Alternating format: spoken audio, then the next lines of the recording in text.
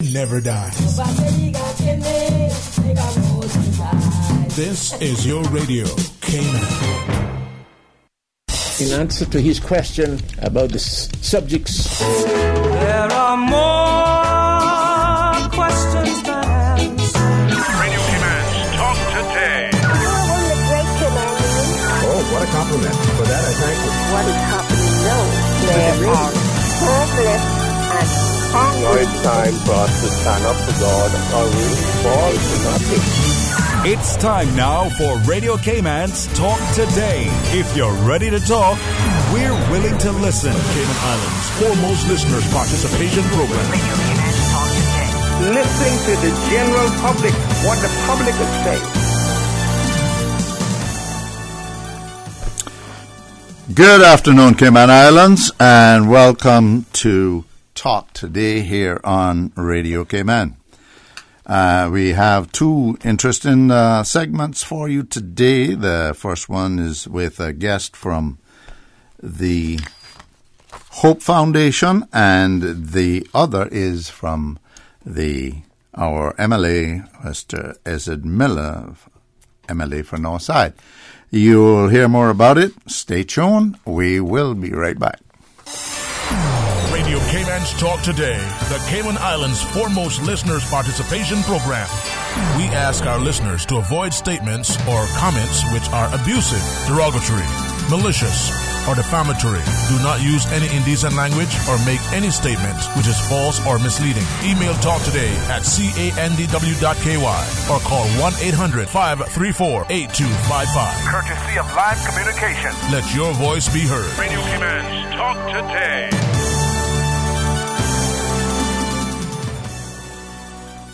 Welcome back to Talk Today. I'm your host, Gilbert McLean. I'm sitting in for Sterling Ebanks, who's had a few days of leave. And, of course, as they say, the show goes on.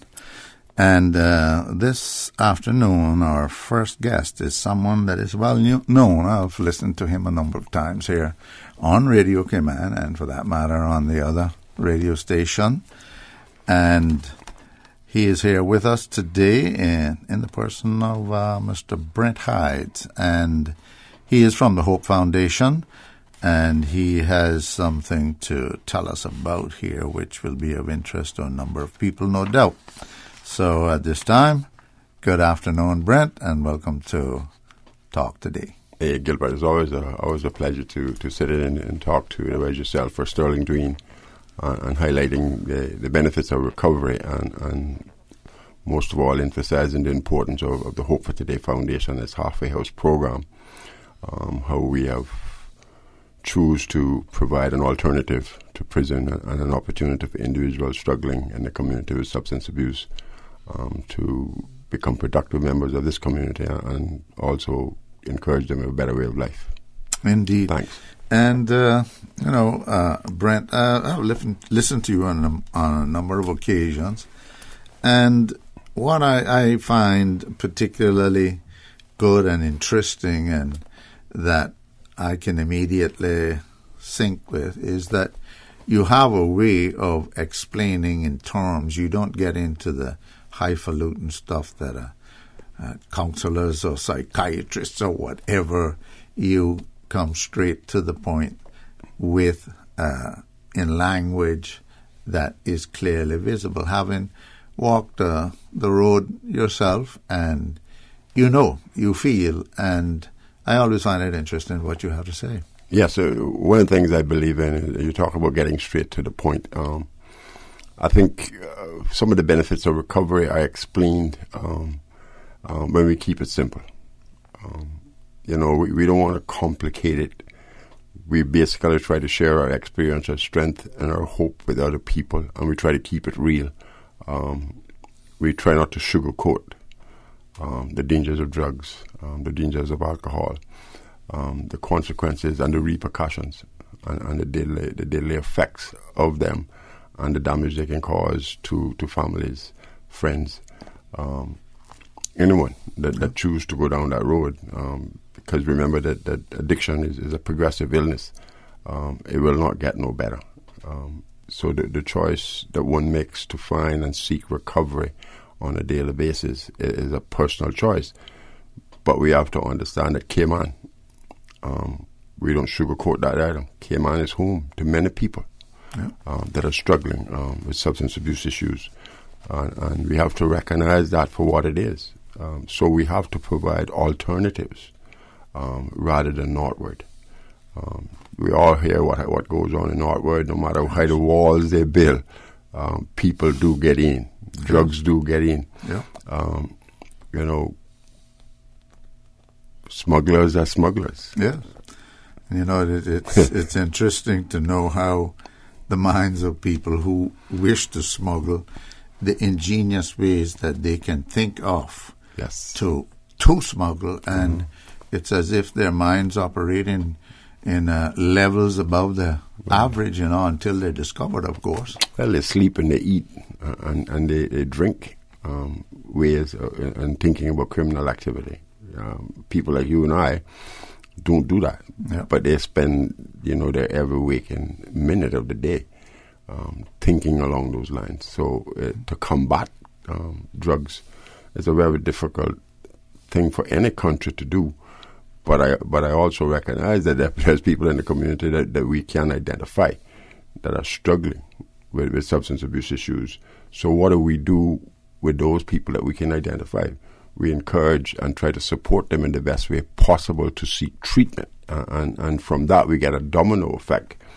When we are able to help someone, some family member, get their life back on track, they have friends that see the change in them. So the domino effect from one person, it just trickles down to the next one. At the same time, what we have to do is to be able to go into our schools. And we have to not sugarcoat it to the kids. It's a dangerous lifestyle. It's a deadly lifestyle. And drugs were designed to rob you. They were designed to rob you of good life, healthy living. And we say it and we keep it real. So we have to look at a number of prevention programs. And I emphasize real heavily on that. We must get serious with this because we have hundreds of kids. Because I go into the school fairly regularly. I was about to ask you if you get the opportunity of going into the schools. Yes, fairly regularly. Fairly regularly. And sometimes I would ask the teacher to maybe leave the room where I can talk to the kids on a personal level. And it's not pretty. It's not pretty. You know, simple questions like, have any of you tried alcohol or drugs? You know, please raise your hand. The numbers are not pretty. They have at some point tried it, and maybe they may not continue it because they are in school. But it's one thing they will remember is that high from the drugs or the alcohol. So later on in life, they may just fall into that lifestyle. Yeah, that's where someone like you can really come in to talk to them in personal terms so that they can understand. It is trying it and remembering it is one thing, but what are the consequences should they, as they get older, continue that particular way? Yeah, particular stuff like not being able to travel, having your traveling rights pretty much taken away, jobs. Yeah. I mean, in Cayman, it's got so bad now. If you get caught with a spliff of weed and you have that on your police record, it's very difficult to even get a job. Yeah. What I like though is something that the government has came up with, where they're providing another alternative to try to assist people that may have got caught a chance to make their wrongs right. I think that's a great initiative. Yes. To help those that may be struggling with substance abuse to get their lives back on track. I think there's a great program that they've thought about, came up with. Just to add to that, we've been talking about that for years. There has to be alternatives rather than just getting caught, getting locked up. Being in Northwood costs the government, $70,000 a year. Per person? Per person. Yeah. But, you know, you just raised an interesting point that you lose the benefit of certain things. And it's my own opinion, but I have known of instances of persons who nowadays supposedly people are all so bad that you have to go to get a police record, and if that police record should show that X or Y had some encounter with drugs, that would-be employer uses that instantly as an excuse. It seems to me, well, I can't hire you, but I can hire someone from Timbuktu that I don't really know who might have a police record that has been fixed specially to bring them here, and they have a job. I think Blackadder said one time, when he went before Magistrate Hercules, he said, "Your Honor, sir, I don't want you to play that record yesterday, so I'm probably too scored up." So I think he said it best at that particular time. So, I mean, you're right. We have individuals coming into this country. We basically don't know who they are. Yeah. And we talk about some of the level of the criminal activity that are taking place.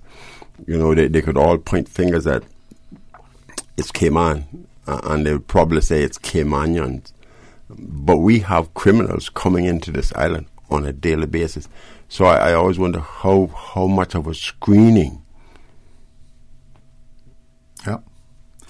You really got to wonder. Yeah. You really got to wonder. And the way earlier you were speaking too, that, with people where there's hope and so on, to find such a person where you can be of assistance or others who work along with you, that person has in effect to accept that they want to make a turnaround. That's a personal decision of theirs, isn't it? It is. It is somebody that has reached a level or a place in their life when they have recognized that drugs is creating a lot of negative, having a negative impact in their lives, and they have to get to that point where they want to change. Now that change could be forced through the courts. Yes. Because sometimes what we have to understand, particularly when we're dealing with substance abuse, and you hear many people say this, "I don't have a problem. It's you that have the problem." Mm-hmm. But at the same time, as a community, we know, because we see individuals on a daily basis that are struggling with a chemical dependency. They may reach the court because of their record. The court may say, every time you come here, you're drinking, you're doing this. So what we would recognize that a lot of times that you are in trouble, you're probably under the influence. So through taking a look at the history of the individual, then you'll find there's many times there's suggestions that are put forward to the individual. They may be forced into treatment. But sometimes we don't look at how the person gets there. It's that they do. Right. It's that they do. Yeah. And if they're open to suggestions, advice and so on, there's the chance that they can make a difference. They'll find recovery and become a productive member of the community and be able to give things back to the community rather than becoming, I don't want to use the word as a problem, but that's what happens. Mm-hmm. They become a problem to the community, to government, to us, people as a whole. You have been for quite a while with the Hope Foundation. It's a few years now. Yes, I'm one of the founding members of the Hope for Today Foundation. Going on for a few years, isn't it? Yes. Matter of fact, I've just celebrated 10 years of recovery on the 3rd of November. Congratulations. Yeah. See, one time I felt hopeless too. Yes, but you see life now from a different perspective. Well, I enjoy life today. Wonderful. Yeah. Well, I think that we have to pause and take a break at this time, but we'll be right back. We're having a conversation with Mr. Brent Hydes from the Hope Foundation, and he has some other things that he wants to pass on and to let our listeners know about.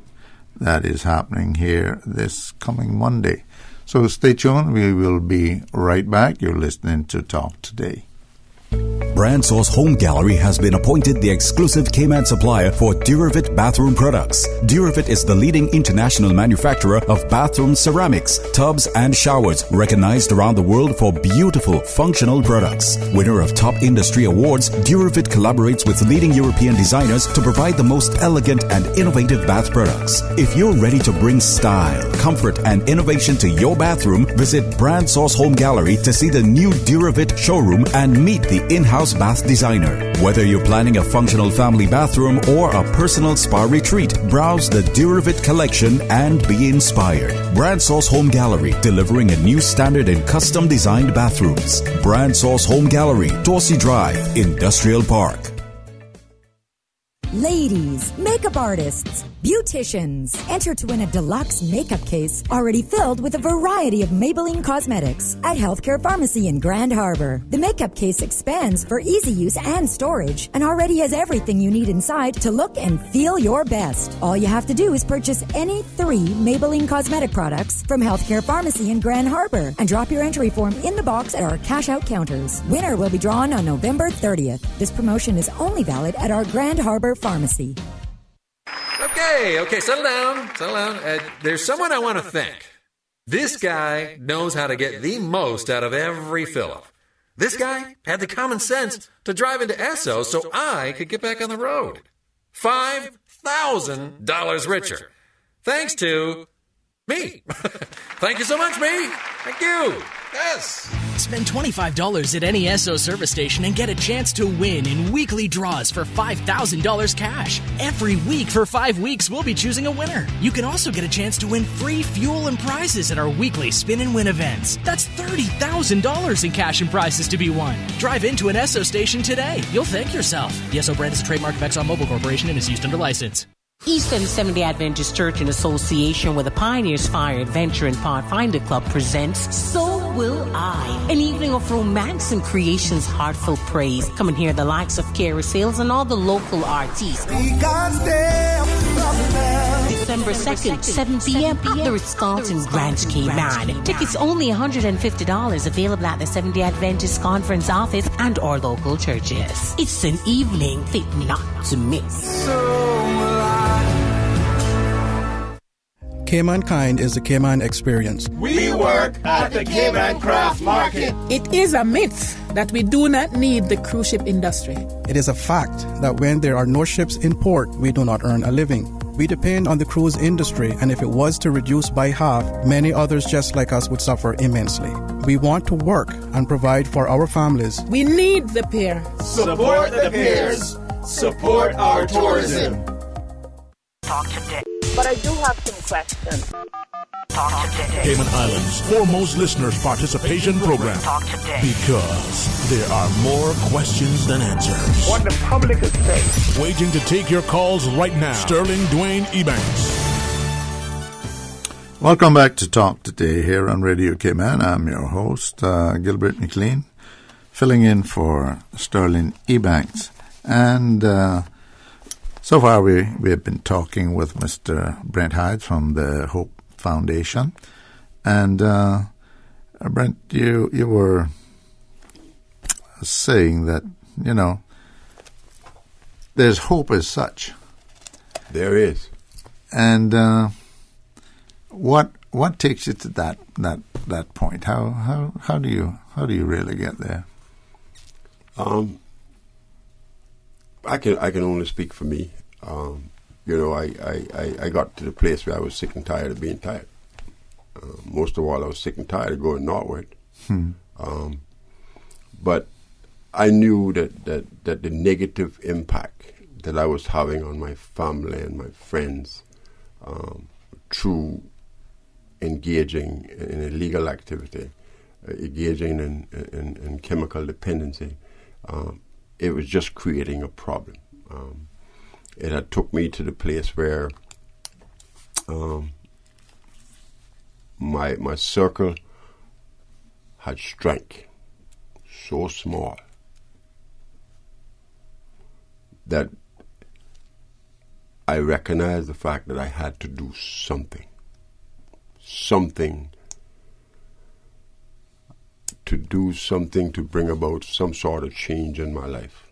And I can tell you, I'll share a little bit with you real quick of how that happened. I was arrested. I went to Northward.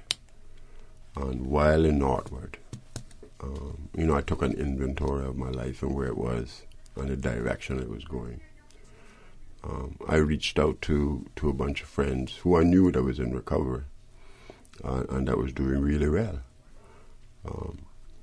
And they gave me a couple of suggestions. And one of the suggestions that I really embraced was, even though they had a meeting going on in Northwood Prison at the time, I took it upon myself to start more meetings. Okay. More 12-step meetings. So now, instead of them having one 12-step meeting at Northwood, now they have 3. Outstanding. So I was able to put 2 more 12-step meetings in place while being in prison. So I continued to stay focused on the change that I wanted for myself. And I could do that if I was focusing on recovery and giving something back to the community. Because they told me my self-centeredness was at the core of my disease, so I said I better start doing something to get out of my thinking. Well, we got a caller. We got time for a caller? Sure, okay? man. Sure. Okay, well, callers are important because they're it. Yes, somebody might want to share a similar experience or have something to say to you or question. Good afternoon, caller. Please go ahead. You're on the air. Good afternoon, Honorable McLean. Good afternoon. How are you? And my good friend, Mr. Brent, Professor Brent, I will call you. Come on. How you this doing, is buddy? Iwan.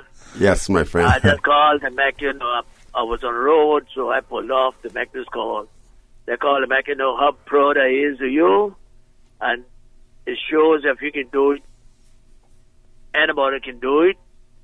And the Lord, seek the Lord, and He can help you with anything. Yes. But I've been supporting you ever since when you was on it, and when you got off it, I support you all the way. I'm still in your corner. And I'm very proud of you, and your people listening to you. I want you to know there's a helper, there's a help. And we can't do it by ourselves.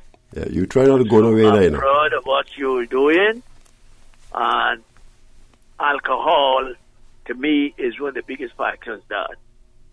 And I saw that, and I gave it up for 4 years now. Wow. And I feel better, and I live longer through it. Yeah, I agree. And I'm very sorry to tell you, Mr. Brett, you can still advertise me about the soccer, but I'll be hung up a boots. No, listen to me. That's what I want to touch on. That's the piece I want to touch on. You know, I've been challenging Mr. Lenny Hugh, to come out and play for Georgetown because I told him I had you down there. Willing to take him on, but he not showed up yet. Okay, I know. I always come with my gear. Yeah, you know, I got to big up his... Mr. McLean, I waited 2 when I played, you know. Is that right? Yes, 82. It goes to show you rated too young. And I stayed over 25 minutes, and guess who I was holding? Who? Alan Berry, he was playing forward now. He said, "We don't move for me." I said, "No, I'll be on your ass like what tickets on a car. You're not scoring you tonight." Goodness. Well, thank you so much for, calling in. I get back on the road now. I'm proud of you. Mr. Feinstein. And you're doing a good job. Mr. Feinstein. Just I want. Yes, all right. The game is taking place on the 12th. Remember, we still got your place for you. So the food is free from 3 to 6. We're inviting you, your family, your grandkids to come out. We have bunks and castles and a whole variety of games. The 12th of this month. Yes. On Monday coming. Monday's a holiday. Yeah. Okay. So we're looking forward to seeing you, sir. All right, you all have a good day. Thank you. I'm praying for you all. All right, thanks, buddy. For me. Thank you. Bye-bye. Bye now. There's a good citizen. Here's someone who has known you for, well, I guess all your life, and he knew you there, he knows you here, and he calls in to say, to compliment you as to what you have done for yourself and what you're doing. Yeah. One thing I don't want to forget is the guys that have made these particular Clash of the Legends, we call them, a tremendous success. When we look at people like Lloyd Stoker, Floyd Webb, Antonio Smith, Henry Ebanks, Aaron Ebanks, Joel, and we look at all those guys from Georgetown. We look at Brent McLean, who has taken it upon himself to organize the Bordentown squad, the East End squad. They drive all the way from East End to come to West Bay to play a simple game of football, a fun game of football, all to recognize the fact, the efforts of the Hope for Today Foundation and how we're trying as a not as because of Hope Foundation, how we try as a community to help those that are struggling with substance abuse issues, because we recognize it's a problem in our country. And there's probably neither one of us in these islands that does not have a family member that has been impacted by this negatively. Yeah. We've all been touched by it in one form or another. So as a community, we can make a difference. And that's why we're putting on this, part of putting on this Family Fun Day, is where we try to remove the negative stigma that surrounds substance abuse in our community. Because many times what we'll find is you'll find people that, they'll give you $1 or they'll give you 10, but they never show up. And as a community, by being a part of, we break down some of the social norms that we have in this community. Because we have to recognize it for what it is. Yeah. And being that word of encouragement, just coming out, being in good community spirit for one primary purpose. And that is to assist those in the community fighting for their lives. Because that's what they're doing. We have to see it for what it is. They're fighting for their lives. Once addiction grabs a hold of an individual, mentally, physically, spiritually, it takes over your whole fiber. And at that point, you're fighting for your life. And earlier you were saying to me, if I remember the term you used, the benefit of... The benefits of recovery, if we can get... And of being free. Is being free. Yeah. Being free not only with self, but being free to make choices on a daily basis. Being free to reach out to other people, to encourage, support, be there for your family. You become a better father, a better friend. All of those things goes along with it. A better brother. We have to look at this as a maybe sister as well, exactly. Because you find girls that's caught up as well. Exactly. Yeah. So we have to look at it for what it is. We cannot sugarcoat the fact that someone caught up in substance abuse are fighting for their lives. We must then try to provide the best opportunity that we can as a community to help them. Because if they're in active addiction, and I'll just put it simply, bananas, plantains, lumber, cement, these are things that people are carrying away from individuals that are struggling to build a home to maintain their drug habit. Yeah. What you have is yours and what they have is theirs too. Yeah. That's just the way it is. And they don't mean to do that. They really don't. More of a compulsion. Yes. They're being dictated to commit these crimes by drugs. They don't make a decision. The drugs make it for them. And I just like to keep it real. It's there. It's happening. It's here in our community, and people are hurting. Can you imagine, Gilbert? Can you imagine you're struggling to build a home as it is? You have your cement, you have your board, you have all those things that are put down, and just to emphasize a little deeper, you got plans to pouring X amount of block holes the next day or putting on your roof. You go home, you get a good night's sleep. You show up at your property, prepare to do the work, and everything gone. Mm-hmm.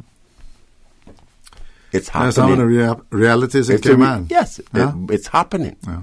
It's happening, and we may not want to speak up or look at it, but it's happening right here. Well, Brent, you once again, I think today you have said it in language that anyone listening can understand. We're pretty much at the end of the time that we have available. Any last words, including reminding the folks what's happening on Monday, which is a holiday? Yes. The Hope for Today Foundation is putting on a family fun day for the community. This is a community affair. We want to invite the general public to come out to 8th Bush Stadium on November the 12th, starting at 3 o'clock. From 3 to 6, we'll be serving food. Everything that happens at this event is absolutely free of charge. There will be bunks and castles, and there will be many games for the children. Bring out your children. Come out and let us get together in good community spirit. At 6 o'clock, the legends will take to the field. We'll have people like Henry Ebanks, Antonio Smith, Miguel Smith, Chuck Lawn, Sean and Sheen Ebanks.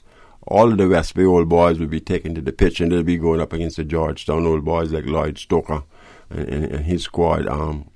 Frank Colwell and all those guys, Joey Hugh. We're going to have people like France Madison, Iwan, Fineton. We're going to have all the old boys really come out and just display some brilliant footwork. So you really don't want to miss that afternoon. November the 12th, 8th Bush Stadium. Come out and let us get together as a community in good community spirit. We'll be playing dominoes, etc. There'll be a variety of games for your children. So come out and just be a part of it. We welcome you. Again, I emphasize, everything is absolutely free. It's not going to cost you anything, just a little bit of your time. But for those that support the West Bay guys, we're asking you to come out, bring your pom-poms and wave them, because the Georgetown boys, this can probably be one of the longest drives they ever had back to town, because West Bay looking victory. Okay. Well, once again, Brent, thank you for being here and your message. And remember, to all our listeners, there's going to be a family fun day on the 12th. The 12th is this coming Monday, and it's a holiday. It'll be at the 8th Bush Stadium. Everything is free, and the time will be from 3 to 6. And the Marcus Cumber and the McKeever Bush Shield and Cup is up for grabs, so hopefully. Absolutely. That's an additional thing, isn't it? Yeah, it's in good community spirit. So we always want to thank Radio Cayman for helping us get the message out, and it's always a pleasure sitting across from you or Sterling Dween or whoever's in the studio, and we talk about the benefits of recovery and what we can do to bring about that change. All right. Thank you for being here. And we got to go now to a quick break, and we will be back right after that break. And as I see on the schedule, we should be hearing from Mr. Ezed Miller, Leader of the Opposition. And right after this break, we will be back here on Talk Today. Thank you. Welcome to our Esso service station. How can I help you today, ma'am? $25 in fuel, please. Sure. I bet I can make you smile, too. Bet you can't. Would $5,000 cash make you smile? Of course. Who wouldn't? But how? Spend $25 or more in fuel at any of our Esso service stations, and you could be the winner of $5,000 cash. Every week for 5 weeks, one lucky winner will win $5,000 cash. Made you smile, didn't I? I'm smiling. Drive into an Esso station today. The Esso brand is a trademark of ExxonMobil Corporation and is used under license. CUC advises motorists that in an effort to alert approaching drivers of speed restrictions when entering an area of road where CUC vehicles and personnel are present, the company will be deploying rumble strips. These rumble strips are a series of raised transverse rubber strips laid across the road which changes the noise a vehicle's tires make on the surface and so warning drivers of speed restrictions. On approaching CUC's work zones, motorists will observe bright orange road signs signifying rumble strips ahead. Before entering these work zones, motorists will encounter the rumble strips that are encouraged to drive with extreme caution at slow speeds until they are well clear of the work zones. These rumble strips are essential to safeguarding against potential danger to CUC personnel. If you have any questions regarding the use of rumble strips, please contact our customer service team at 949-5200 or via email at service@cuc.ky. South Coast Bar and Grill up in Breakers, man, that is the place. For traditional Cayman cuisine, oh, you will love the taste. At South Coast Bar and Grill, we got conch and lobster and turtle stew. And every Sunday, come out with your family for the barbecue. South Coast Bar and Grill by the seaside, 11 a.m. to 10 p.m. daily, lunch and dinner. Call us at 947-2517. For Cayman and cuisine, the talk today is South Coast Bar and Grill. Is this thing working? Give me some sound over here. Every Monday through Friday from 3 to 6 p.m. Radio Cayman's Super Jam Show, the #1 drive time entertainment show for your radio, featuring Will Sinatra. Now, sound is everything. Enjoy a mix of pop, hip-hop, reggae, and calypso, and an entertainment trivia section. The Super Jam Show is fueled by the proud sponsorship of the Cayman Islands Football Association. SIFA, building a better future for Cayman football. Cruise tourism is a vital part of Cayman's economy.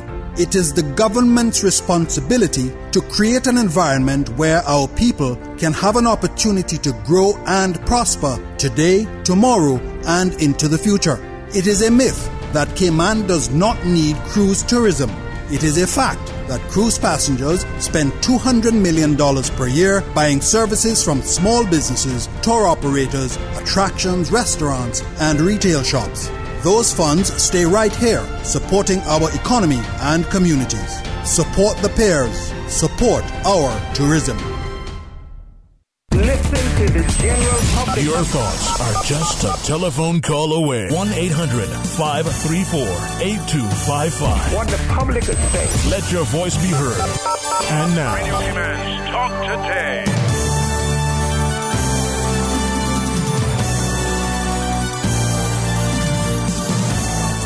Welcome back to Talk Today here on Radio Cayman, where at this time I see on the schedule that the Honorable Ezra Miller would or was expected to be with us, but in the meanwhile I haven't heard from him. But in the meanwhile, we will have some open line. You know, there.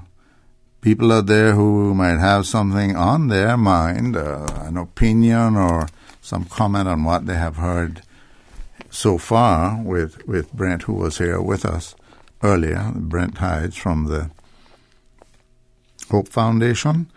And certainly his remarks is from someone who has been there, done that, and now he, as he tells me, he feels free, because he has made a decision that the way he was going, he's not going that way anymore.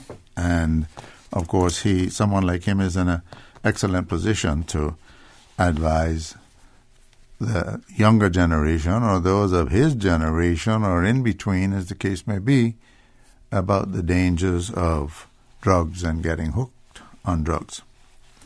So give us a call if you wish to make a comment or if you got a question and we can help answer that. Well, they give us a call at 1-800-534-8255. That's toll free by Flow, and you can get in there. Lines are open. 1-800-534-8255.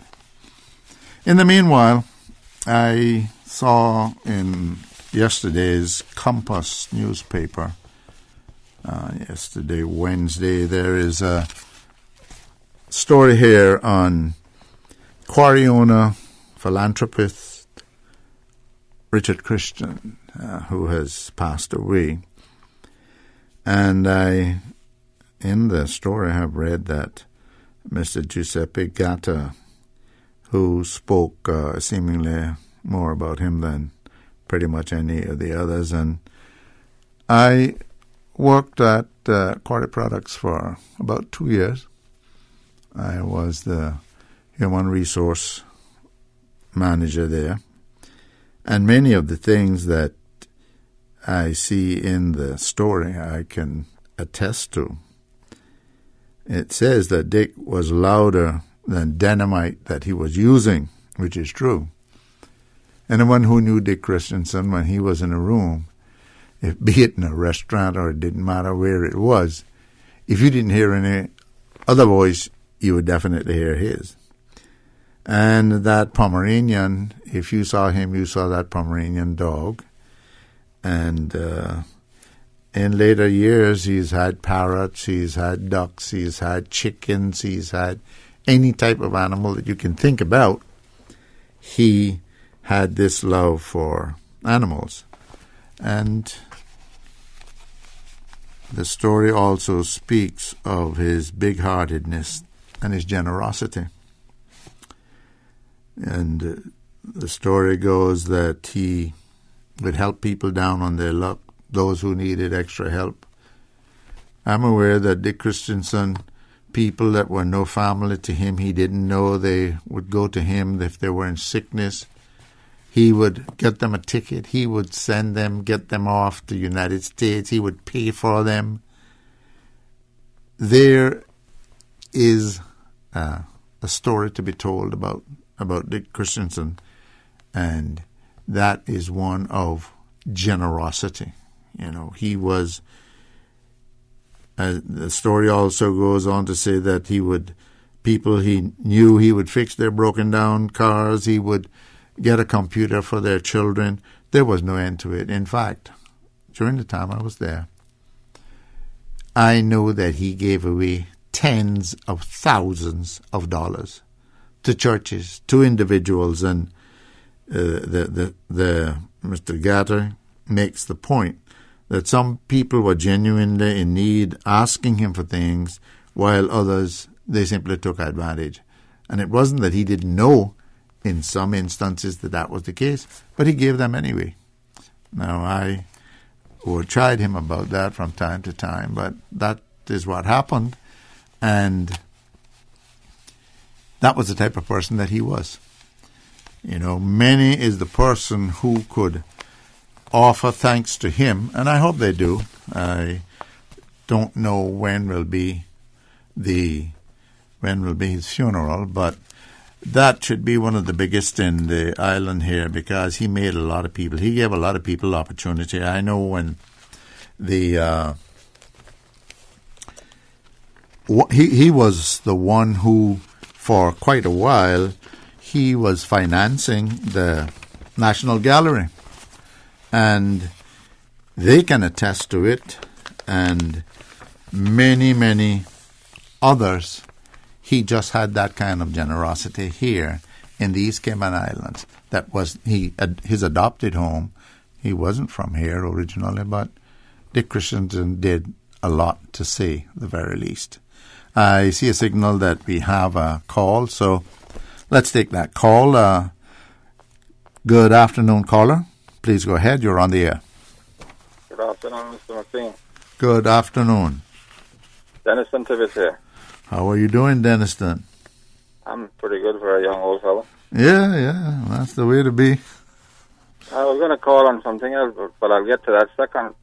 I just heard you comment about Mr. Dick's death, but you know, I also would like to join you in saying that he was a fantastic man. What I knew of him, I only knew him socially, but it seems to me, I was shocked when I read that he was 88, because every time I saw him, he said, you know, he'd pass pleasantries with me, and then he would, of course, give me that joke that we all laughed, and you know, his laugh, how that resonated. But every time I asked his age, he would say 82, so I was a little surprised when I saw 88. I don't know whether he was just pulling my leg. Yeah, he kept it at a certain age. Yeah, he kept it. I mean, for the last 3-4 years, every time I saw him, Dick, how old are you now? I'm 82. Okay. But he was a great guy. Really anyway, was. what I was calling about, well, two things. I was listening and driving with the Hope Foundation thing. Yes. That's a good thing. I completely agree with them. One problem I have though with the, maybe I shouldn't even say it on the air, but the Caribbean Haven, they don't teach a 12-step program. And it's beyond me why government has Caribbean Haven and they're not doing a 12-step program. But anyway, what I really called about, as you know, I'm the president of the Cayman Seafarers now. Right, yes. And if I could take this opportunity, without even asking, to advertise something that is coming here at the center. Please go ahead, because the Seafarers is something special to this island. Yeah. On the 1st of December, we're having our annual fundraising. Well, it's a fundraising and it's a social, and then people who buy tickets can actually come and partake of Cayman style food, and we're gonna have people singing from the Cayman choir, the female one that is. We had the male one at one of our meetings about 3 months ago, and it went across fantastic. They were only supposed to do 3 songs, and people just, let's have more. So I'm sure that the ladies will do the same. And of course, J.R. Douglas is going to be the main music for the night, and after you've eaten, you can dance and just let go, and it's something that we have been having every first Saturday in December. It so happened that the first Saturday in December this year is actually the first of the month, and the tickets are only $10 a piece. And well, that's something I've noticed with the Seafarers. They always seem to keep their ticket prices down.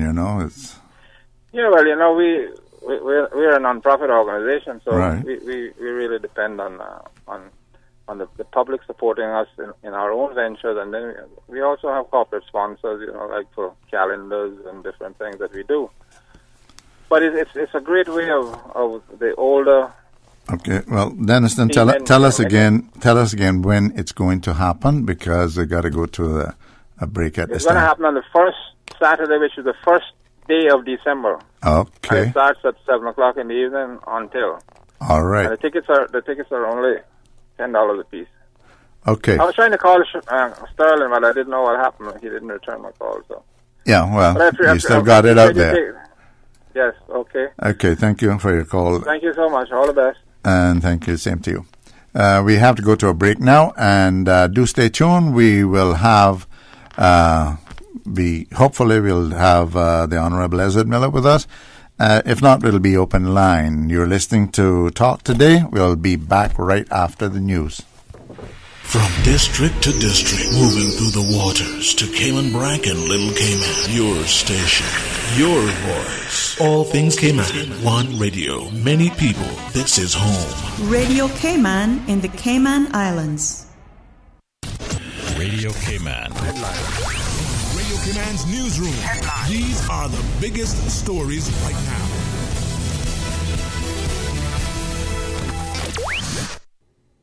A juvenile hawksbill turtle became entangled in a fish pond and drowned on Wednesday in Grand Cayman's North Sound. According to officials of the Department of Environment, it appears the turtle got caught on a rope that was attached to the old abandoned pond. The DOE regulates the use of fish ponds. They cannot be used in marine protected areas and must be licensed and tagged if they are used elsewhere. In this case, the DOE says the fish pond appeared to be both unlicensed and abandoned. It was also found in a marine protected area, which is unlawful. In news elsewhere, using a smoke bomb and a handgun, a hooded former Marine dressed all in black opened fire during college night at a country music bar in Southern California, killing 12 people and sending hundreds fleeing in panic before apparently taking his own life, authorities said Thursday. Authorities said the motive for the attack Wednesday night was under investigation. The killer was identified as 28-year-old Ian David Long, a former machine gunner and decorated combat veteran of the war in Afghanistan, who authorities said had an episode of erratic behavior last spring that they were told might be post-traumatic stress disorder. Central American migrants in a caravan that is stopped in Mexico City demanded buses Thursday to take them to the U.S. border, saying it is too cold and dangerous to continue walking and hitchhiking. Mexico authorities say that of the 4,841 registered migrants receiving shelter in a sports complex, 1,726 are under the age of 18, including 310 children under 5. Those are your latest updates here on Radio Cayman. I'm Shanda Gallego. Radio Cayman, the voice of the Cayman Islands. What's happening in your community? News and information, music and more. You can find us. www.radiocayman.gov.ky. Like us on Facebook and follow us on Twitter. Radio Cayman is your choice, your voice for today's biggest news. Radio Cayman.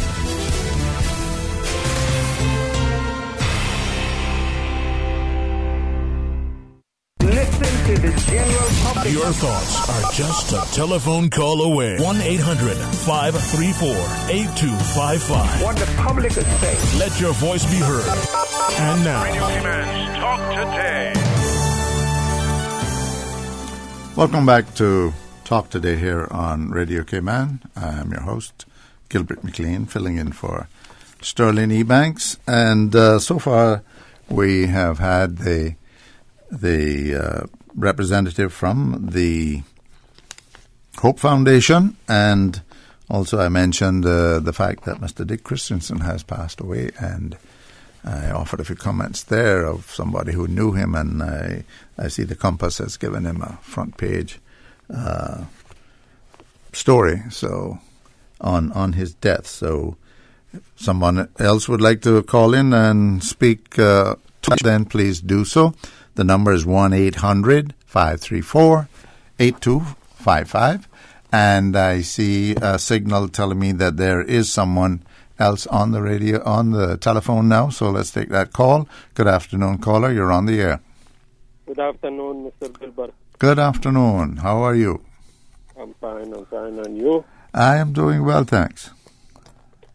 Mr. Gilbert, first I want to give my condolences to a good man who passed away, and I think those good people who have good attention to this country and do well should be remembered, and I think putting the man name in the front page of the Compass, something good to remember a person who contribute to this country even though he is not born in this country. The reason I call, I been following, I am not these days a person who call the radio much once in a while because, you see the same circle of disappointment in this government as the one before. And you see the real fight over this board is not really have any attention to what is good for the Caymanian people. I see, two rich people. One want to keep the tender, making a lot of money, and the other side wants the shop to make more money by building this port who going to damage the environment and damage, and make the fourth generation to come this country in debt. And I think, this fight is not about anything to do with the Caymanian people. It's all about two rich entities fighting over who will get the bigger piece of the pie. And that's the truth. And I know a lot of people, maybe they don't like to hear, but there is good people in this country will hear the truth. And the other day was Mr. Austin in the radio. He said he's surprised that I am not changed. I never will change because I'm a person.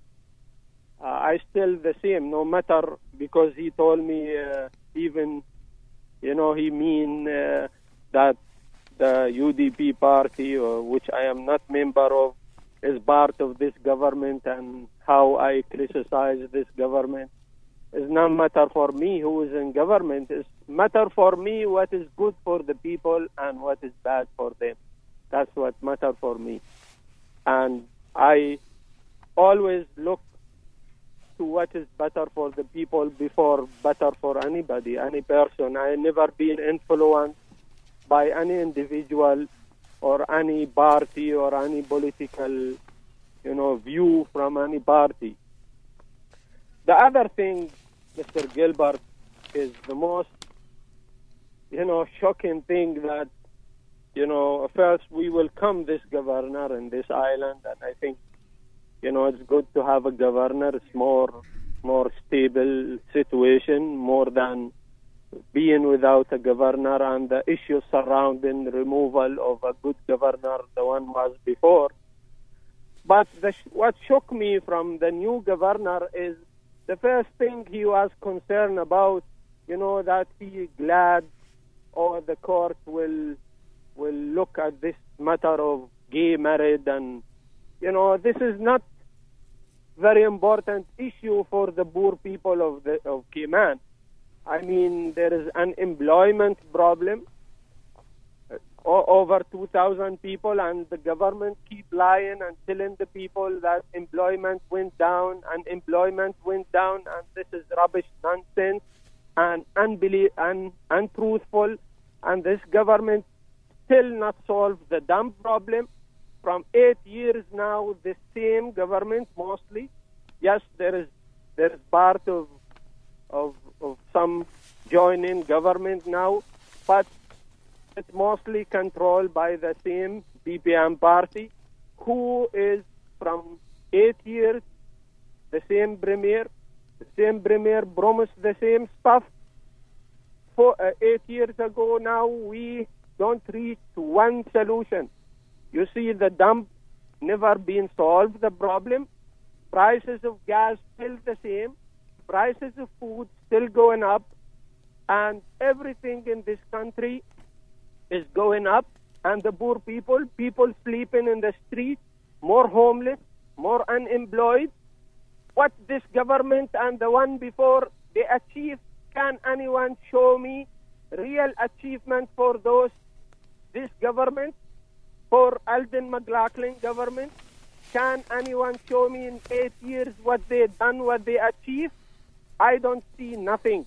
I see promises and lies and stories this government been doing all the time, and this is going to damage the life of the people of this country if they keep promise, and they keep fighting for the business people, or fighting for the tender, or fighting.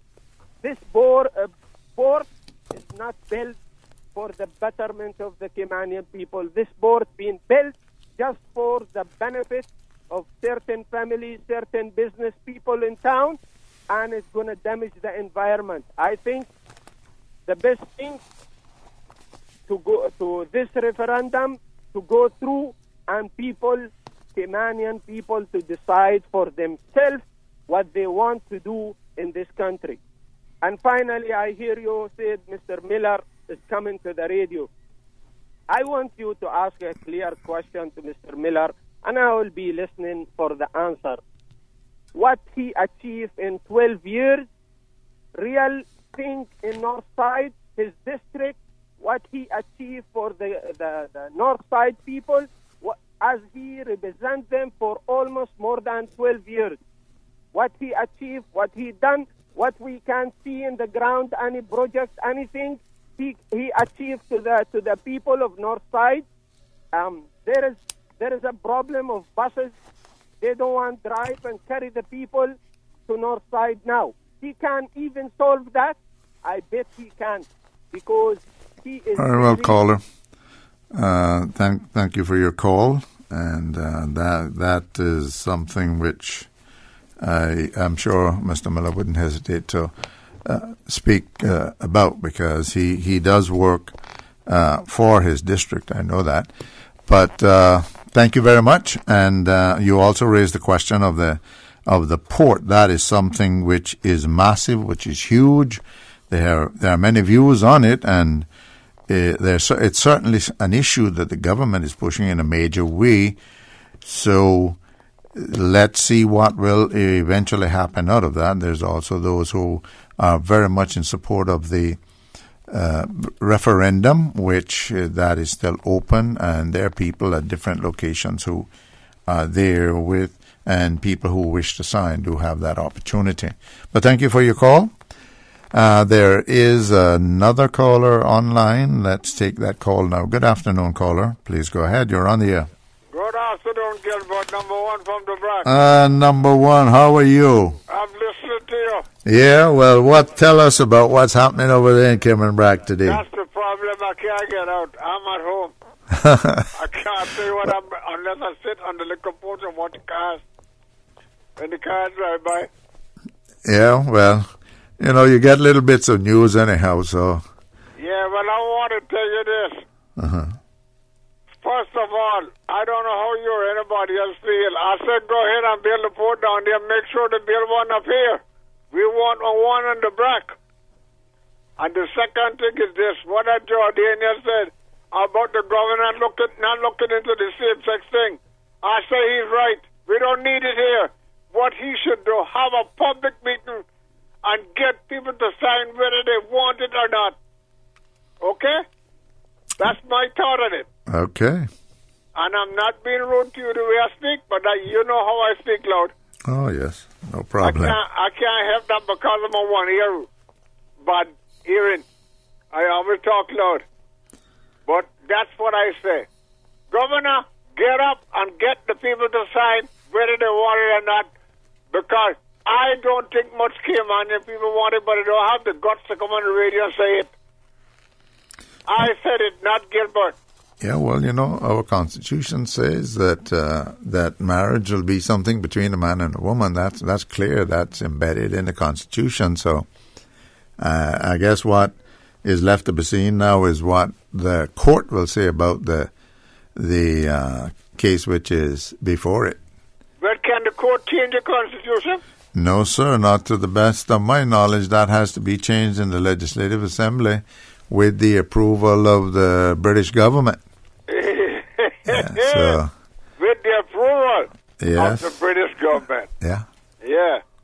They didn't change anything to change you around. The thing about it, number one, is that we will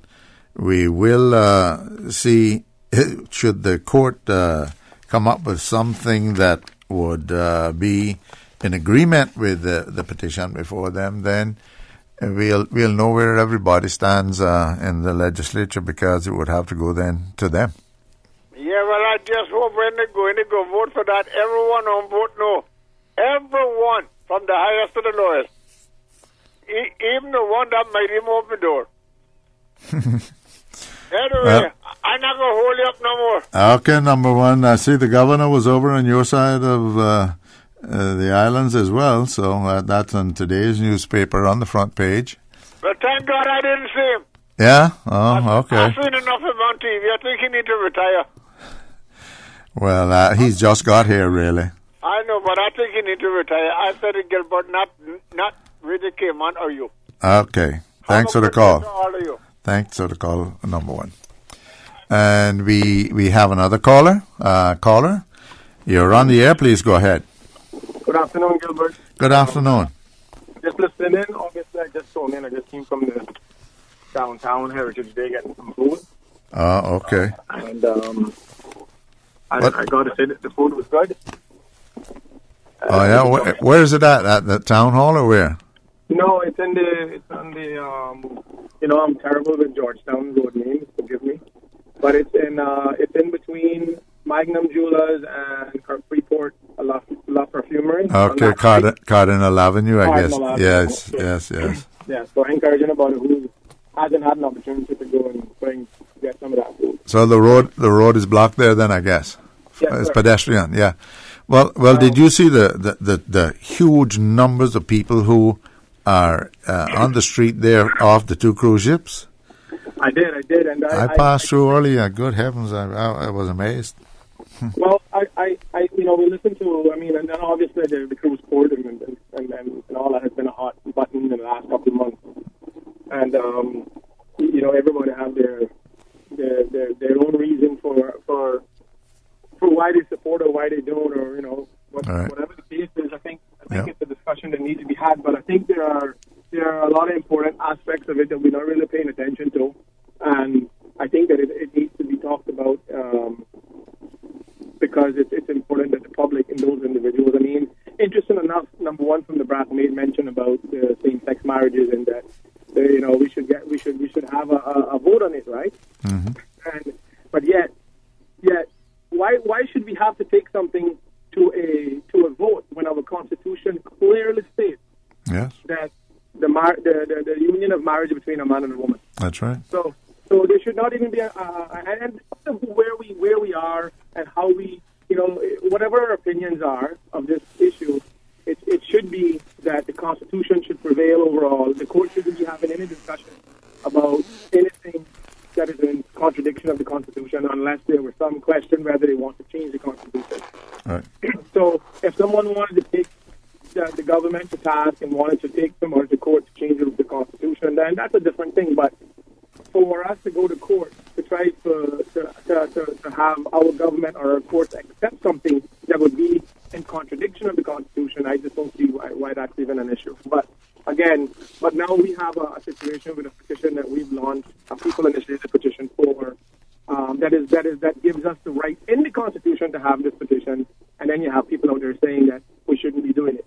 So the reality is, Gilbert, is that if we wanted to create a balance between our two tourism products, which is cruise and stay-over, then one would have a very easy argument, because if we look at the total head count of all cruise passengers and all stay-over passengers that come to our shores, we'll see where only 22 to 23% comes on stay-over, and the additional 80% comes from cruise passengers. Mm-hmm. And the reason why I mention that is because here is the important part about that. 80% of the people that come to our shores on an annual basis come way by cruise, right? Mm-hmm.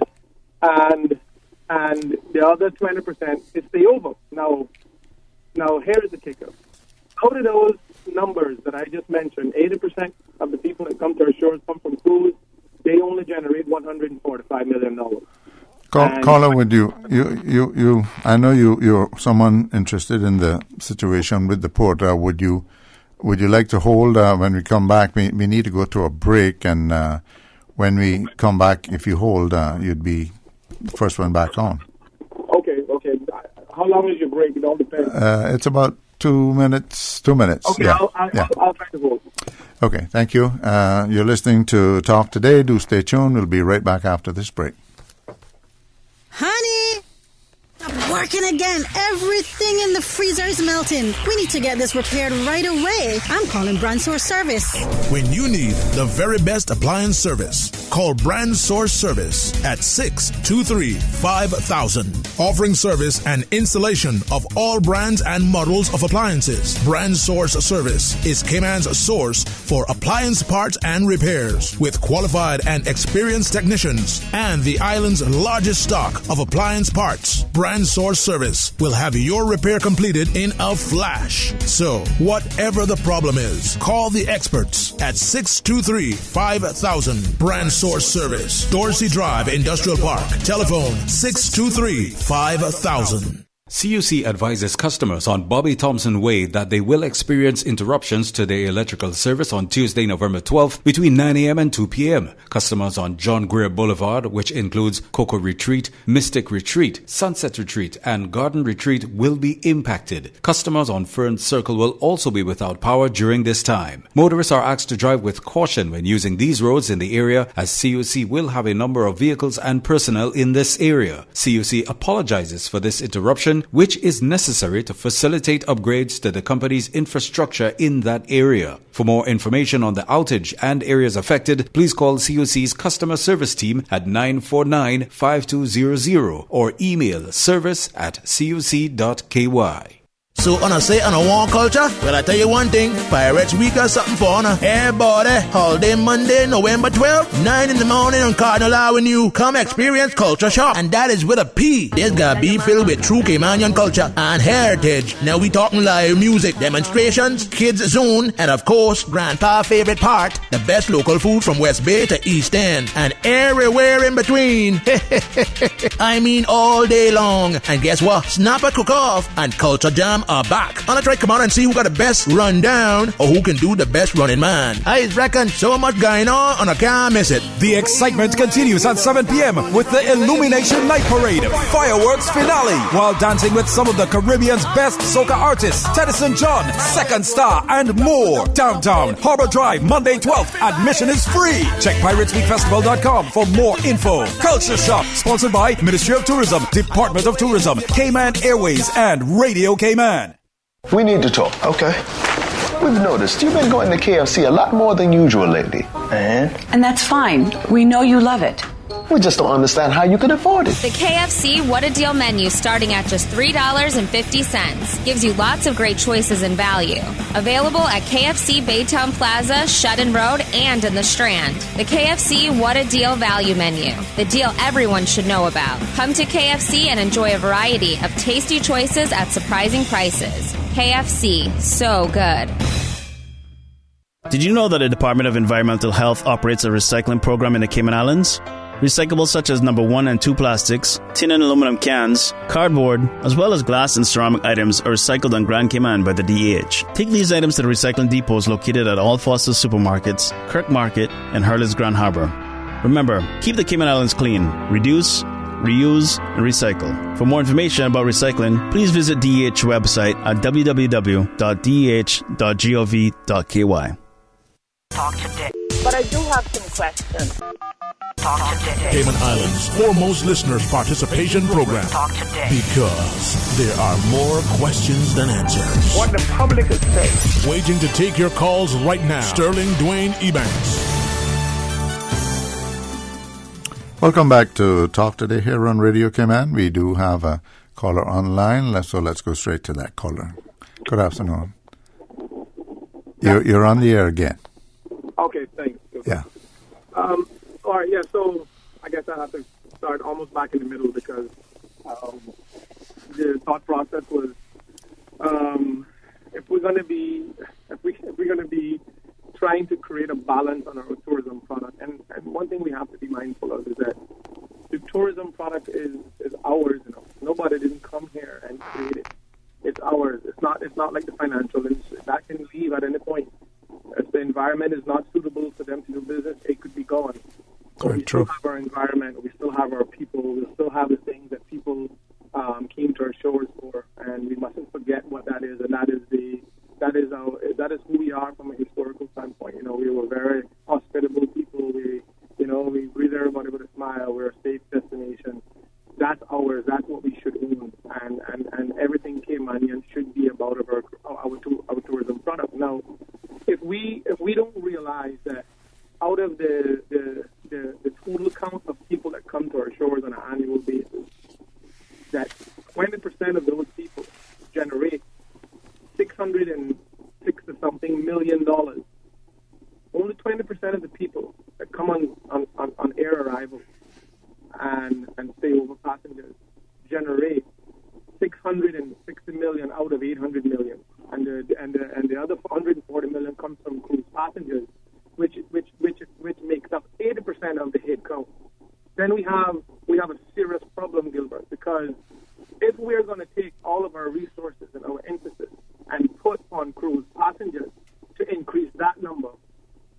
then I don't see how that is being productive, because if our statistical office is producing numbers that says 20% of the people that come to our shores every year is spending $660 million, and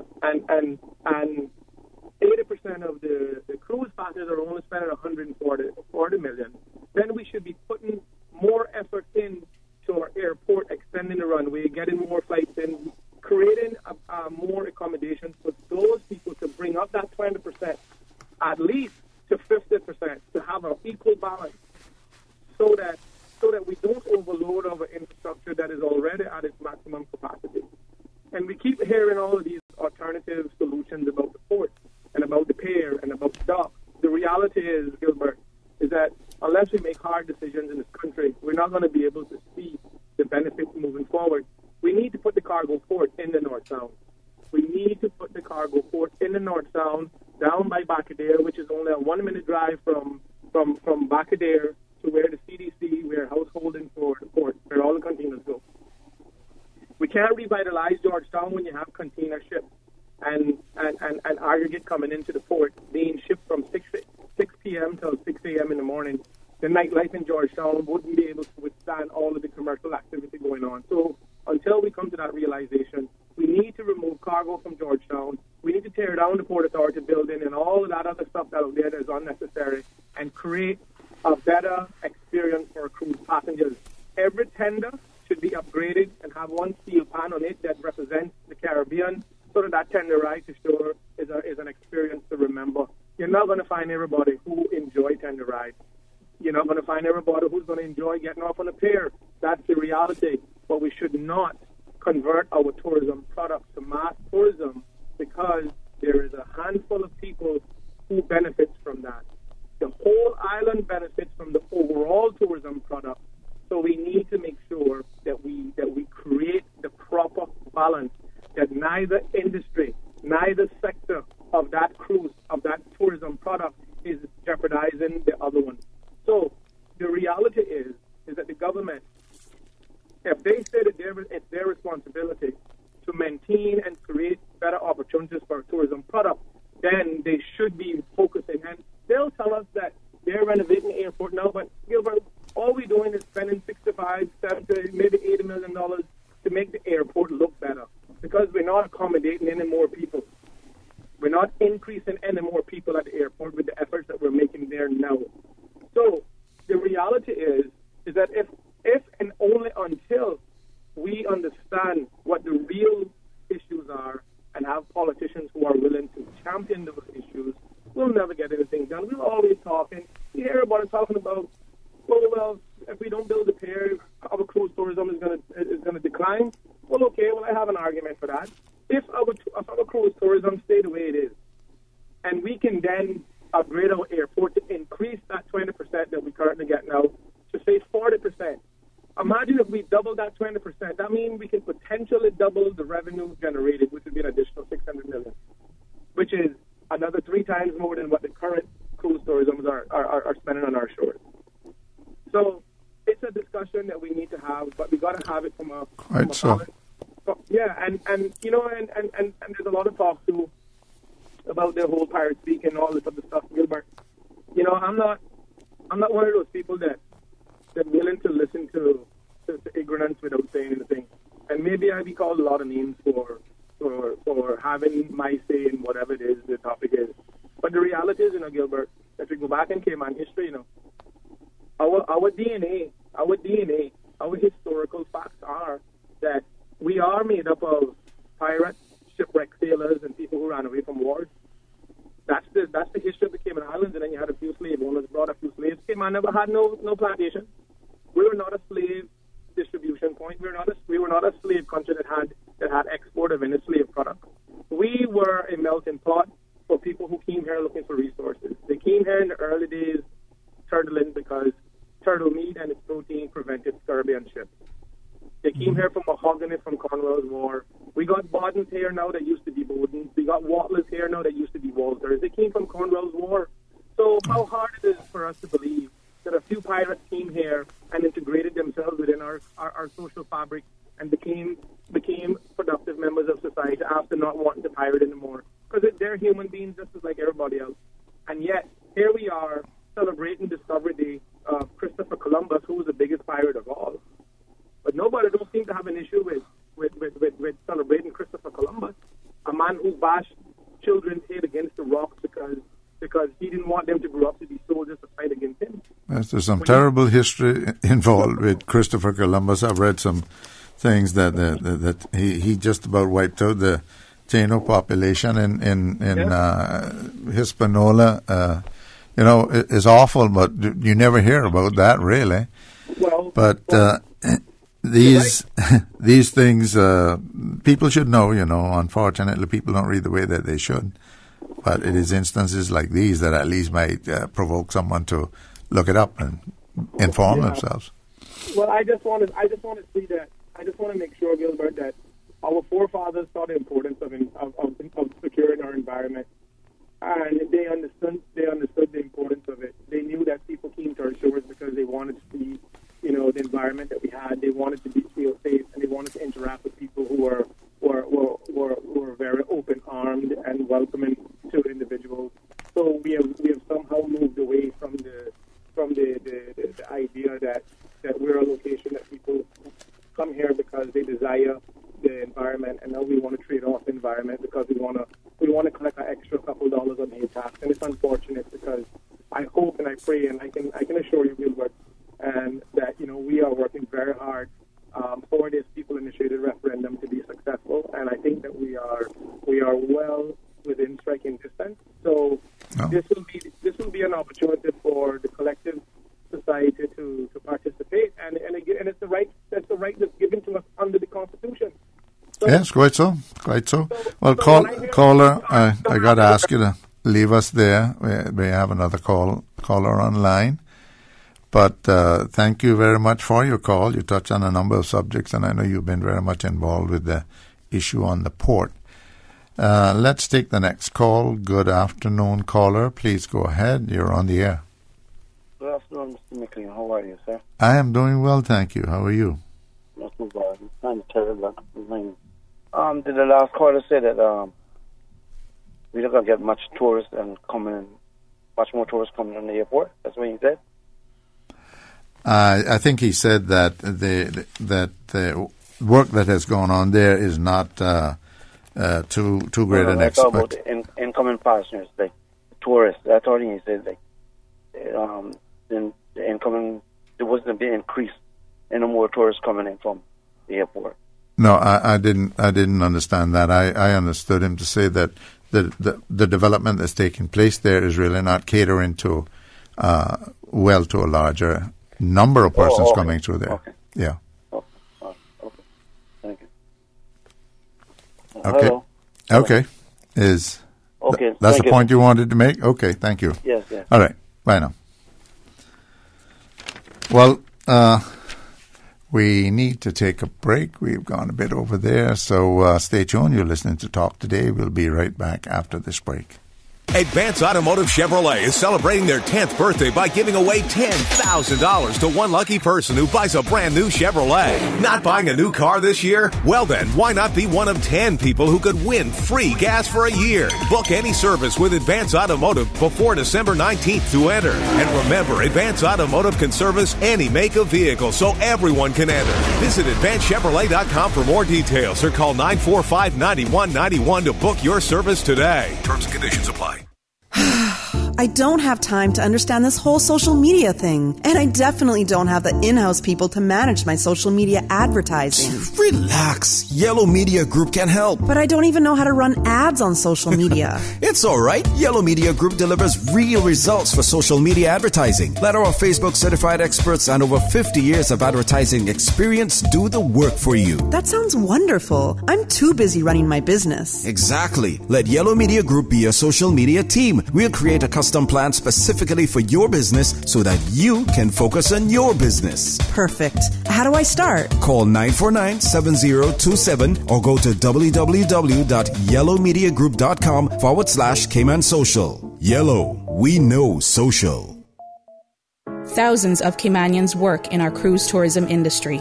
It is a myth that Cayman does not need cruise tourism. It is a fact that 4,500 Caymanians work in this industry today as taxi and tour operators, boat captains and crew, restaurateurs, retailers, water sports operators, and ambassadors at our attractions. If our cruise tourism industry is half of what it is today, what are we going to do with our people, the thousands of unemployed Caymanians? Support the peers, support our tourism.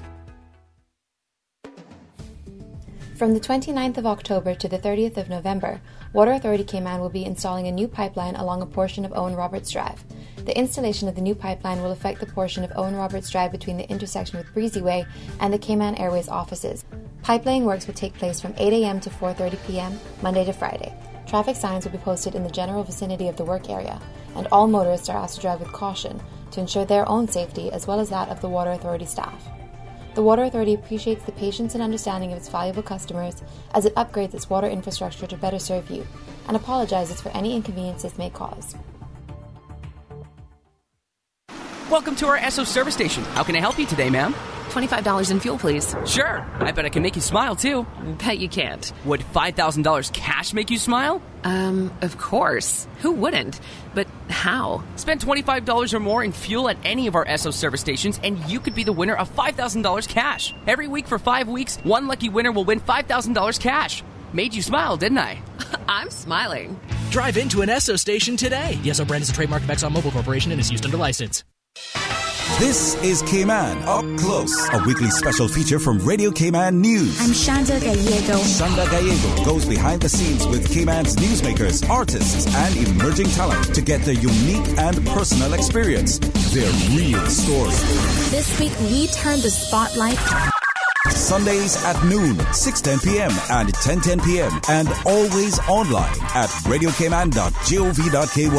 Tune in for Cayman Up Close this weekend. Listen to the general public. Your thoughts are just a telephone call away. 1-800-534-8255. What the public is saying. Let your voice be heard. And now, Radio Cayman's Talk Today. Welcome back to Talk Today here on Radio Cayman. And I see a signal that we have another caller, so let's take that call. Good afternoon, caller. Please go ahead. You're on the air. Good afternoon. Good afternoon. Yes. It's about the Cayman dock that everyone's been talking about. Yes. You see that it takes time to actually build this dock because sometimes it can be very complicated to actually create necessary blueprints to actually build this dock, because you would actually have to go through like a lot of tests to see if this dock will be sturdy, if it's able to withstand hurricane force winds and high waves, and pretty much it can be very costly. Because the thing is, we need to, if this dock is going to cost this much, we need to know how much will it cost and where the money is going to come from. And it can be very concerned for the people of Cayman, and the Caymanians need to know, is this dock going to be worth it? But it has to be worth it, because we need to know if it will pump money into the economy.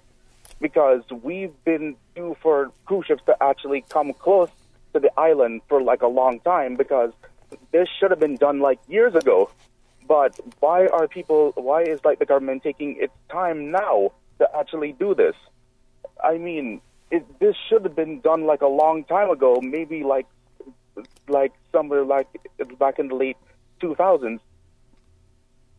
It has been talked about for many years, and as I have heard it over time, there's been the ever-present concern that there may be damage to the marine environment that could have far-reaching effects, and I do hear that happening now as well.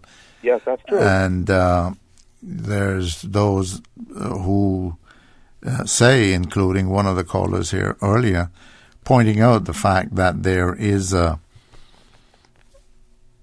lesser amount of money is spent from the tourism product from those who are cruise ship passengers versus those who come by air. That's another position that I've heard expressed many times over and over again.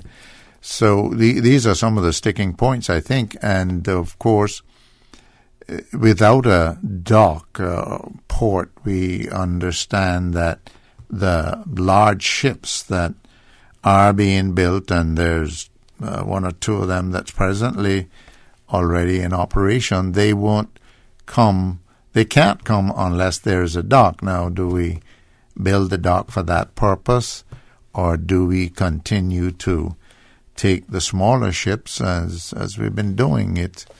It's something that's open for considerable debate, and there has certainly been considerable debate. But you speak about the cost of the doing such a dock. That has to be a major concern.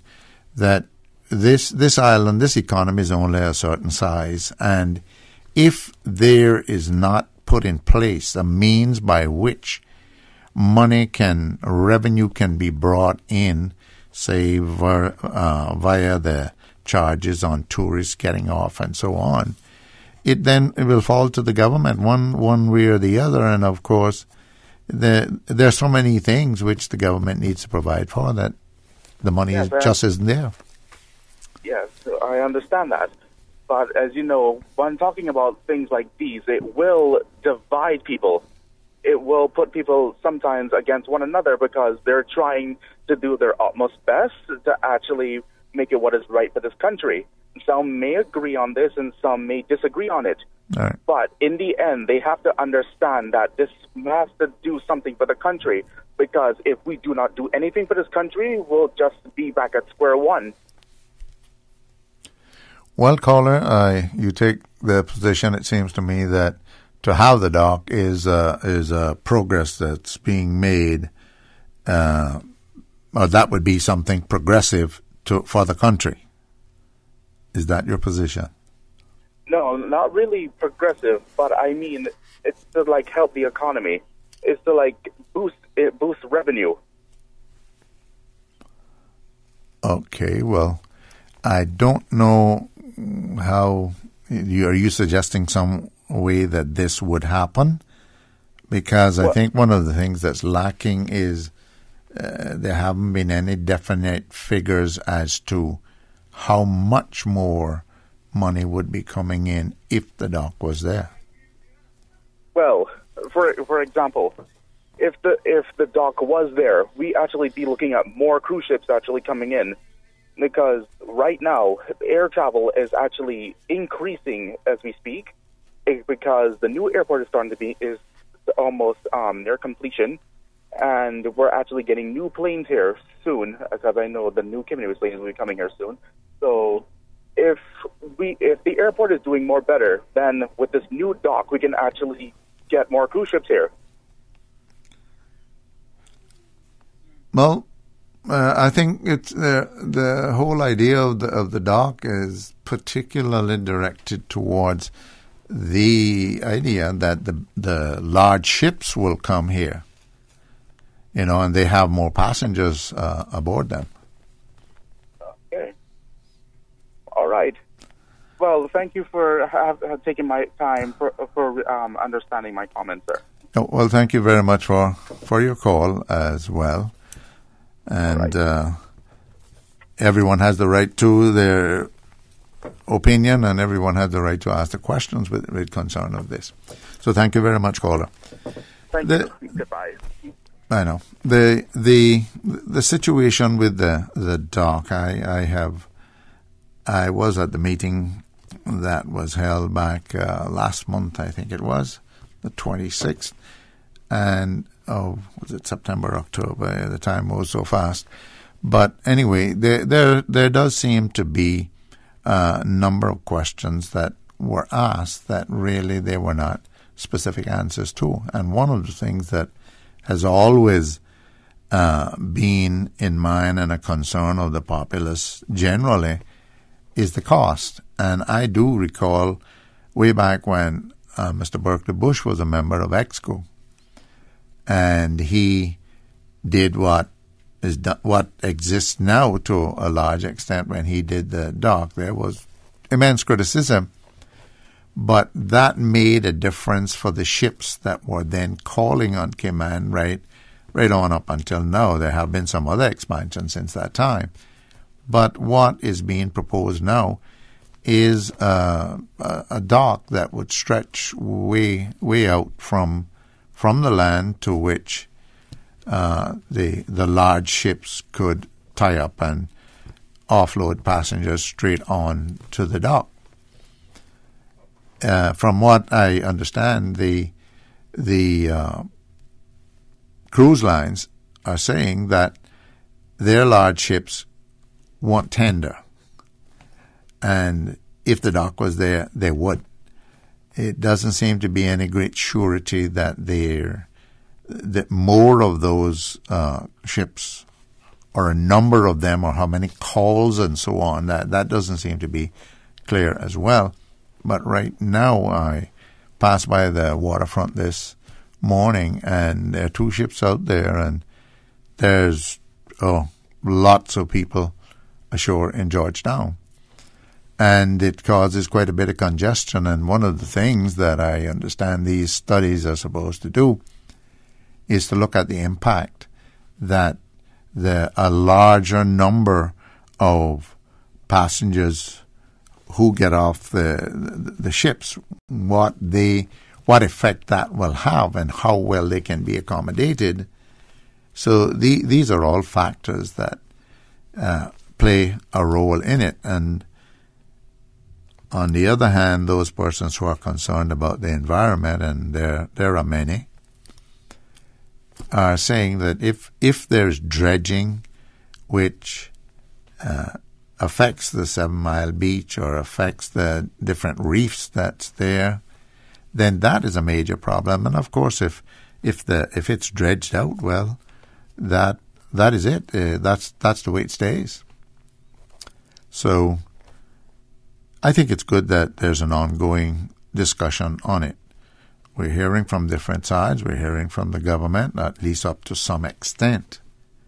There are certain questions that simply remain unanswered. And one of the things that caught my attention on the night that the meeting was held by the minister responsible for it is that one of the technical people there said that if there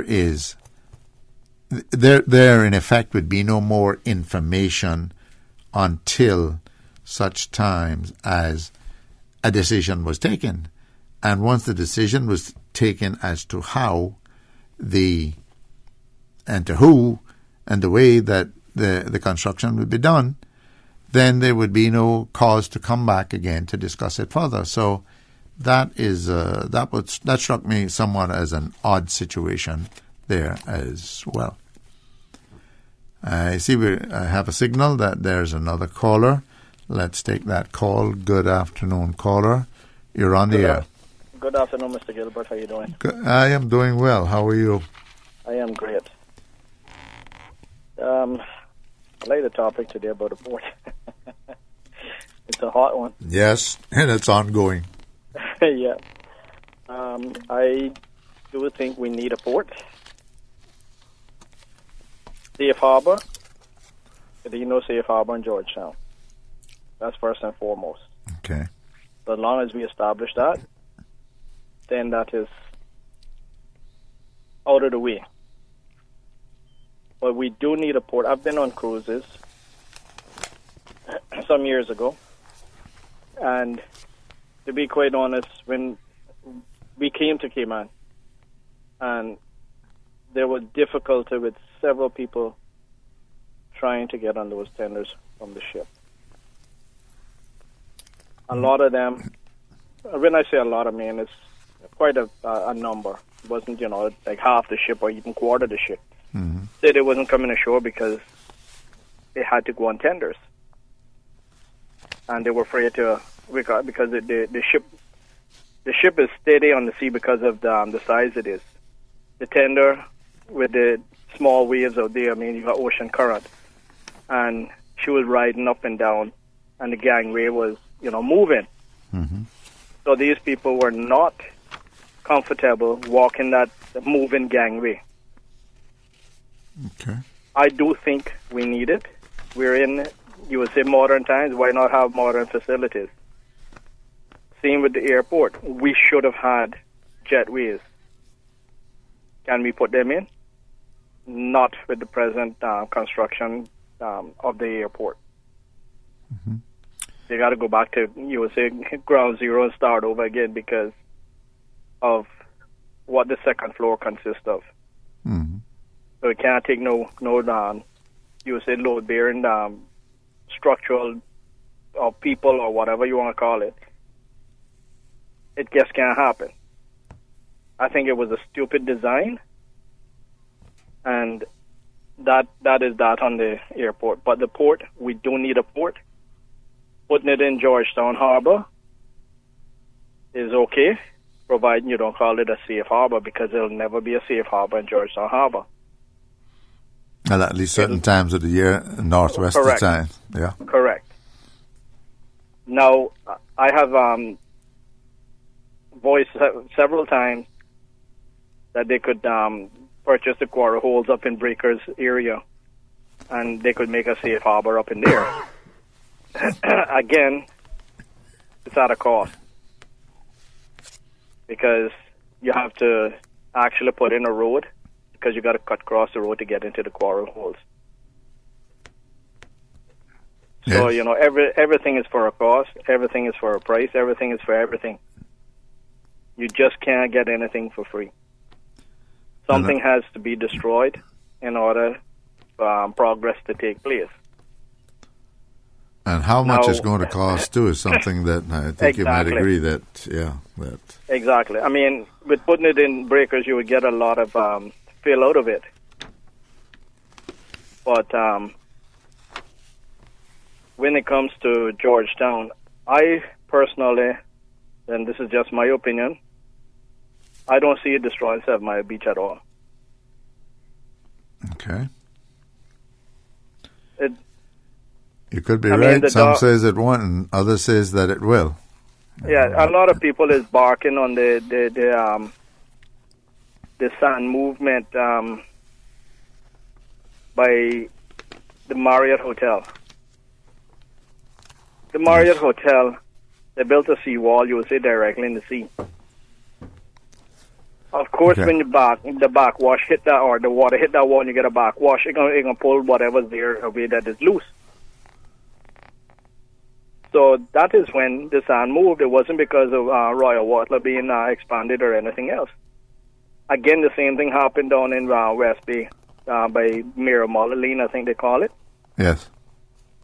They put pilings down there because there was, and that has always been movement down there, because I used to go West Bay quite often because my mom is from West Bay.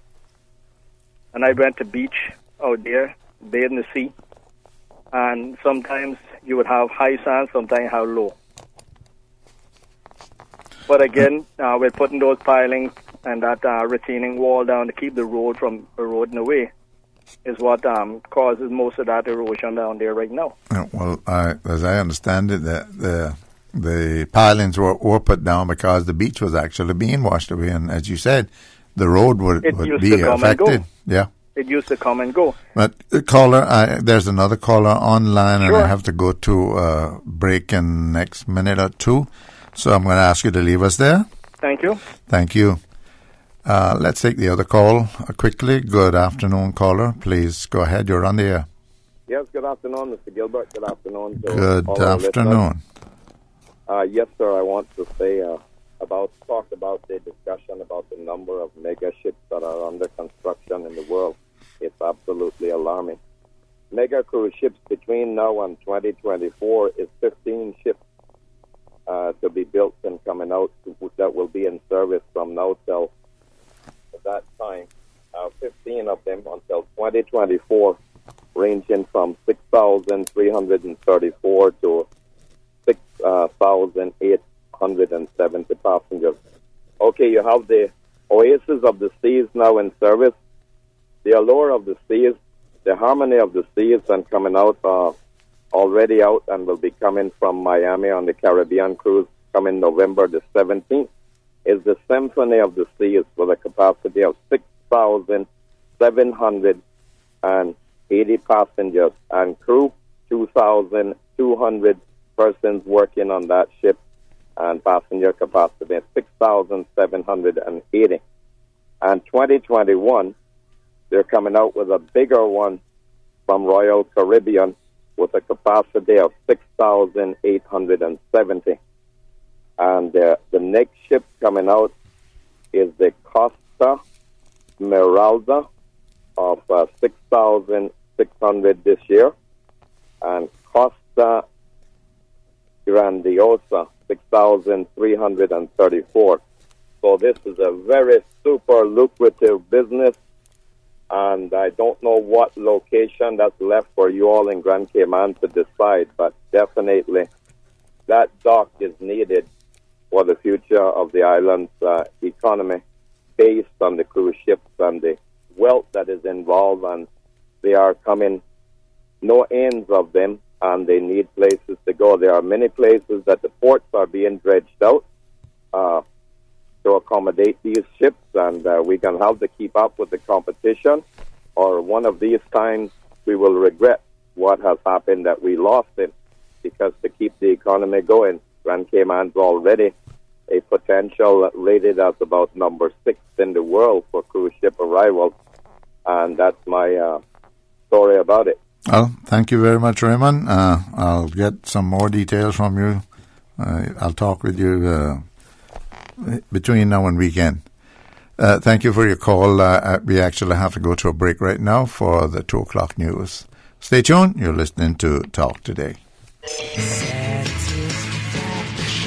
Satisfaction is guaranteed 24 hours a day, whether it's music or information. From Grand Cayman to Cayman Brac to Little Cayman, we've got you covered. You ever hear a thing like that? Radio Cayman in the Cayman Islands. Radio Cayman. Radio Cayman's newsroom. These are the biggest stories right now.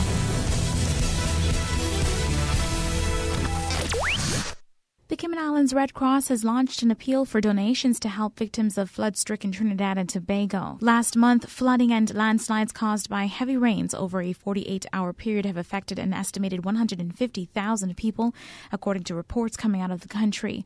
Due to the number of calls and outpouring support from Cayman residents, the Cayman Islands Red Cross has launched a Trinidad and Tobago floods appeal for anyone wishing to make a financial contribution to the disaster response effort. An account has been opened at Bank of Butterfield, which is currently accepting donations, or at the Red Cross Corporate Center office on 27 Hospital Road, first floor. In news elsewhere, charges have been filed against the captain of a tourist boat that sank and killed 17 people, including 9 people from an Indiana family in a southwest Missouri lake over the summer, federal prosecutors said Thursday. A federal indictment shows 51-year-old Kenneth Scott McKee is facing 17 counts of misconduct, negligence, or inattention to duty by a ship's officer, resulting in death. The July accident occurred when an amphibious vessel known as a duck boat sank when a sudden and severe storm rolled into the area. The personality looming over the 2018 midterms was U.S. President Donald Trump. The issue was health care, the top concern for voters as they decided how to cast their ballots. This week's election showed a nation increasingly, if belatedly, in step with former President Barack Obama's approach to it. Health care was the top issue for about 1/4 of voters, ahead of immigration and jobs and the economy, according to VoteCast, a nationwide survey of more than 115,000 voters and about 22,000 non-voters conducted for the Associated Press by NORC at the University of Chicago. Those most concerned with health care supported Democratic candidates overwhelmingly, helping the party claim the House. Those are your latest updates here on Radio Cayman. I'm Shanda Gallego. Radio Cayman, the voice of the Cayman Islands. What's happening in your community? News and information, music and more. You can find us. www.radiocayman.gov.ky. Like us on Facebook and follow us on Twitter. Radio Cayman is your choice, your voice for today's biggest news. Radio Cayman.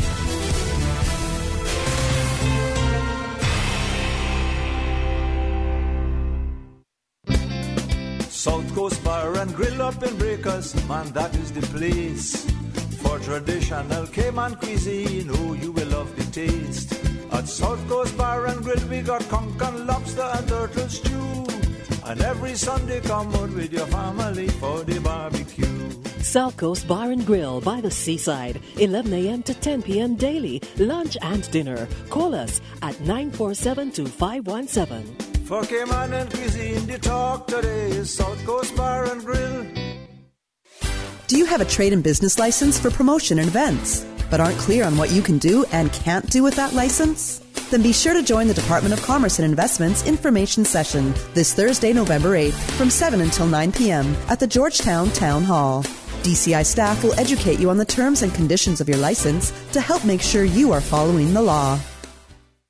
Cayman's cruise industry must be preserved and developed. It is a myth that the cruise lines will continue to call on Cayman at the rate they do now without the piers. It is a fact that the mega-class ships will not be tendered. Arrivals will decline by half over time as the older ships are decommissioned. This will hurt our economy and thousands of Caymanians who work in this industry. If we want to continue providing opportunities for Caymanians, we need the piers. Support the piers. Support our tourism. Listen to the general public. Your thoughts are just a telephone call away. 1-800-534-8255. What the public is saying. Let your voice be heard. And now, Radio Cayman's Talk Today. Welcome back to Talk Today here on Radio Cayman. I see a signal that we have a caller online. Let's take that call. Good afternoon, caller. You're on the air. Good afternoon to you, Mr. Gilbert. Good afternoon. I trust that you can hear me well because I was speaking with somebody. Yes, definitely. I can hear you. I was speaking with someone earlier and they told me that my phone seemed to have had a problem. But glad you can hear me. Yes, I can hear you. Yeah, I just was listening to your program today, and I know there are a number of hot issues, if you will, and I just thought I'd share my thoughts on a couple of them. Certainly. In no particular order, of course. In regards to the port, I think I've called about that a number of different times. I obviously support a referendum in regards to the port. I have still yet to make up my mind, but I can tell you I'm certainly leaning more towards no, and it's not likely that I'm taking that decision. But I certainly am not convinced of the information that's being provided to us, including the advert, for example, that I just listened to. I just totally reject any sort of distorted or misleading messages, to be honest with you. Well, just to briefly interrupt you, I wonder, the ad seems to be replying to persons who are saying that we don't need cruise tourism, but I couldn't say that I've heard anyone really say that. Exactly, and you hit it right on the head. And I think those adverts are meant to be misleading to some of our senior folk and others along that lines in anticipation that there was a vote. And it is that sort of disjointed information that our people have been living with all of our lives, to be honest with you, when the government cares to bamboozle you and cares to ram things down your throat. And so in that regard, it's a good segue for perhaps the second thoughts that I had. I got a WhatsApp message yesterday from someone in regards to the mosquito project that was taking place in West Bay, that the government has wrapped up and has pretty much deemed a failure. And I understand that we may have even created a bigger issue in West Bay in that zone. And so all the people that are exposed to those genetically modified mosquitoes in that the Aedes aegypti mosquito population may have grown within that zone as a direct result of this particular project. And so persons like myself and others who had stood against it and the government railroaded us and that we tried and that we took to court over, and the courts failed us in that regard for a number of reasons in our mind. But it is that sort of misleading messages that we get when the government cares to, as I said, ram things down our throat. The environment has never been a major concern in Cayman, Mr. Gilbert, in regards to our development. It hasn't played its equal role, as far as I'm concerned, in that regard. It's the reasons why we're having things like the gentleman who called earlier about beach erosion. It's the reasons why we've torn down our mangroves, regardless of the fact that the scientists tell us how much they're a great buffer for wave actions during a terrible event like a hurricane. It's the reasons why we're having flooding in certain areas in Cayman because somebody owns a piece of land, Caymanian or not. And oftentimes, well, certainly in the residential areas, it's been Caymanians, but outside of that, it's been foreign investment. It's the reasons why they push down areas and that are swampy, fill it, and then expect for it to not flood naturally.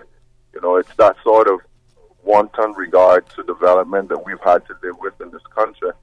And, you know, oftentimes, I have to ask persons like the gentleman before, no disrespect to him, because I think I knew who was on the line, who was sharing his thoughts, and everybody are entitled to their views.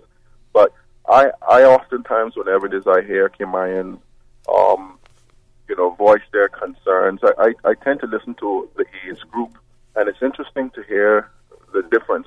Oftentimes, some of our very seniors and those who are of a particular age group, when it comes to things like the environment, I think, in my honest view, are not as concerned, and that is because they come from a time period, and our leaders, our current leaders, in many respects, certainly one of them, and you can think who I'm talking about, but they come from a period where Cayman had very little. And so anybody who walked off of a plane and came here with a smile and a lot of money, they were our gods. And they told us, you need to push down this bush and we can build this and make your lives better, versus dealing with a much more astute and educated and or progressive and or understanding Caymanian who understands our worth and who understands that, yes, we're grateful for the stepping stones, and yes, we're grateful for our forefathers who've laid down the cornerstones of that regard, but that doesn't mean we can't take a step back and analyze and look at what it is that we have, where it is that we're going, and who we're building for and why we're doing it. Quite true. Caller, do you have another point, Kaz? I'm going to ask you to wind up, Kaz. I have a last point to make, and it's in regards because I have two other callers online. Thank you, Mr. Gilbert. It's in regards to the gay marriage situation. I have to be reconciling the whole thought, and I'm taking marriage out of it, or the word marriage, and I'm thinking, for me, my thinking is along equality. Every person in this country, as far as I'm concerned, should be equal under the law. And so how do we reconcile the notion of equality?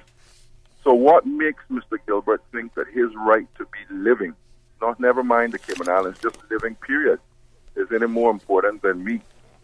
So how do we reconcile equality and everybody being equal under the law to denying Caymanian, and in this case it's a Caymanian woman, who cares to pursue whatever it is she cares to pursue that's not illegal?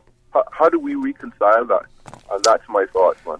Okay, good question. Thank you very much. Good question to leave on.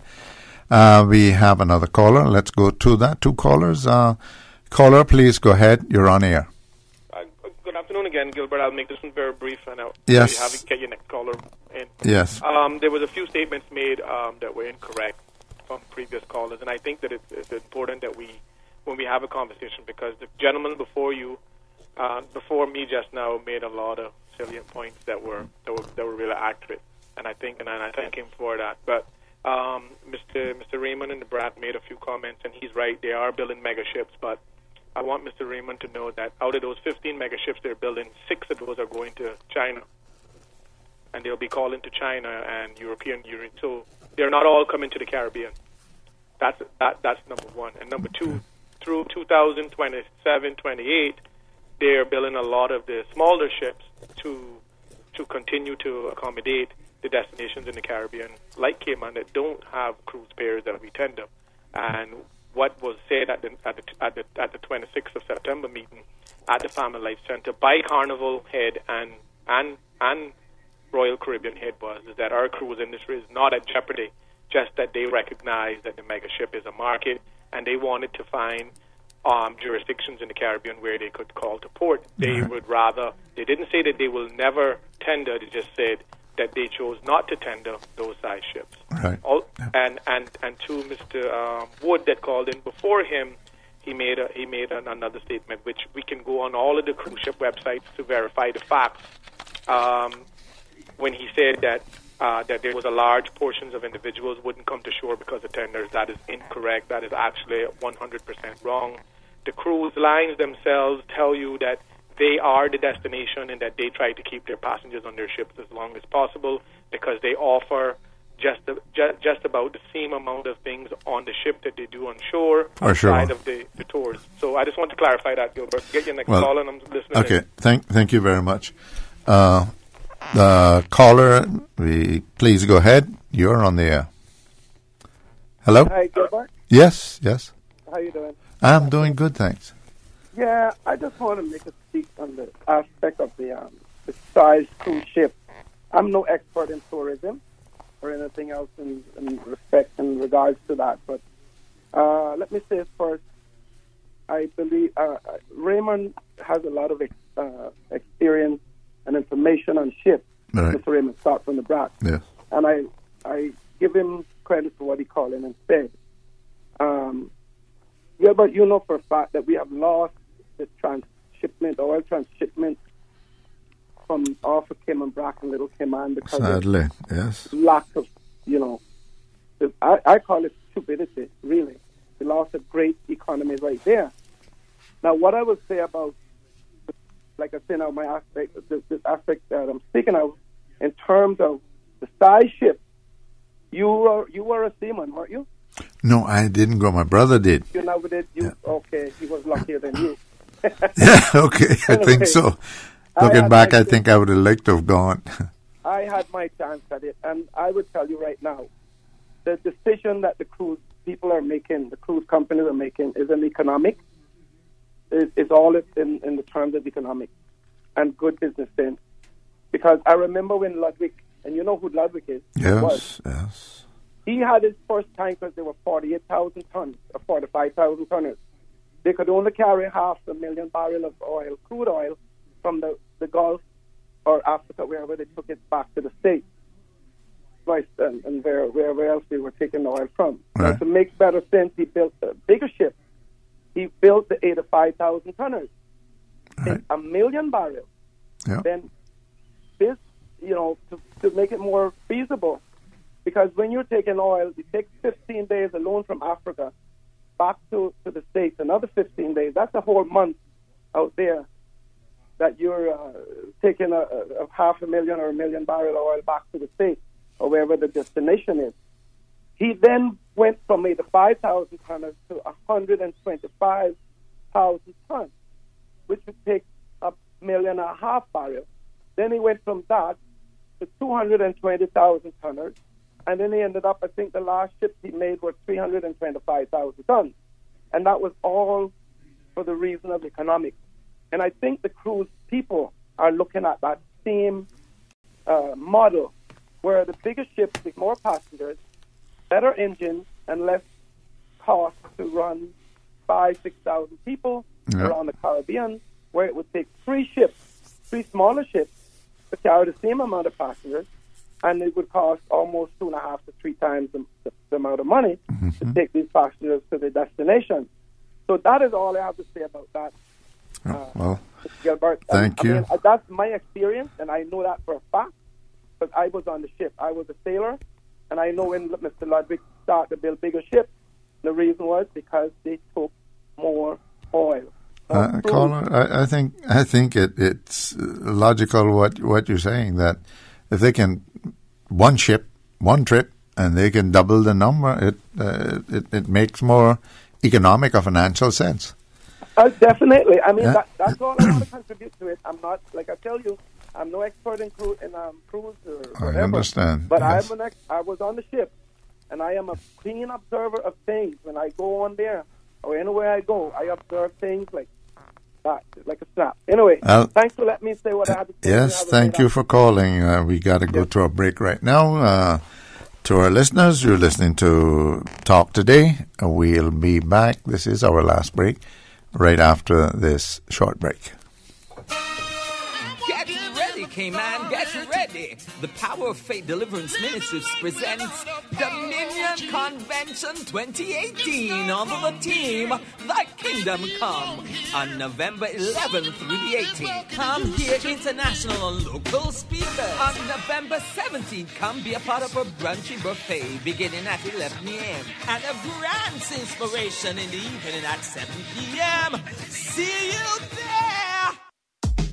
From happy beginnings to happy ever after. Brit K protects your lifestyle with the best insurance cover at the best possible price. Health insurance with far-reaching benefits. 95% of claims settled in 5 days. Low-cost life insurance. And investments. Security in retirement. With a custodian pension plan. For happy beginnings and a happy ever after. Visit BritK.ky or call 949-8699. Brit K, where people come first.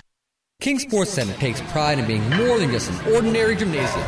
For 14 years, their multi-purpose facility has been providing the community with a variety of sporting, recreational, and relaxation activities. King Sports Center has a bowling alley, lounge bar, multi-purpose rooms, powerhouse gym, rock climbing wall, bungee jumping, a 10,000 square foot rink, and so much more. For more information on the variety of services, call their friendly staff today at 946-5464 or email kings@candw.ky or visit www.kingsportscenter.com. King Sports Center, your one-stop shop for fitness, recreation, and relaxation. Cayman Kind is the Cayman experience. We work at the Cayman Craft Market. It is a myth that we do not need the cruise ship industry. It is a fact that when there are no ships in port, we do not earn a living. We depend on the cruise industry, and if it was to reduce by half, many others just like us would suffer immensely. We want to work and provide for our families. We need the pier. Support the piers. Support our tourism. Talk today. But I do have some questions. Talk today. Cayman Islands' foremost listeners' participation program. Talk today. Because there are more questions than answers. What the public is saying. Waiting to take your calls right now. Sterling Dwayne Ebanks. Welcome back to Talk Today here on Radio Cayman. I am your host, Gilbert McLean, sitting in for Dwayne Ebanks while he is away. I got there is a caller online, but I got something here on WhatsApp that I would just like to read. It's quite short, really. It says, I agree we need to expand our seaport to berth the larger cruise ships and cargo ships. Alternative locations to the existing site in Georgetown will incur much higher cost and greater environmental impact. Government has repeatedly stated that they will not proceed if the environmental impact assessment indicates damage to 7 Mile Beach or if the port is not expected to be financially viable. When the preferred bidder is selected, government will be in a position to inform us of who will construct the new port, the final design, get the EIA updated, and the final cost estimates updated and confirm the financing. That will be before a final decision is made. So that is what that particular person has sent, and that is their view.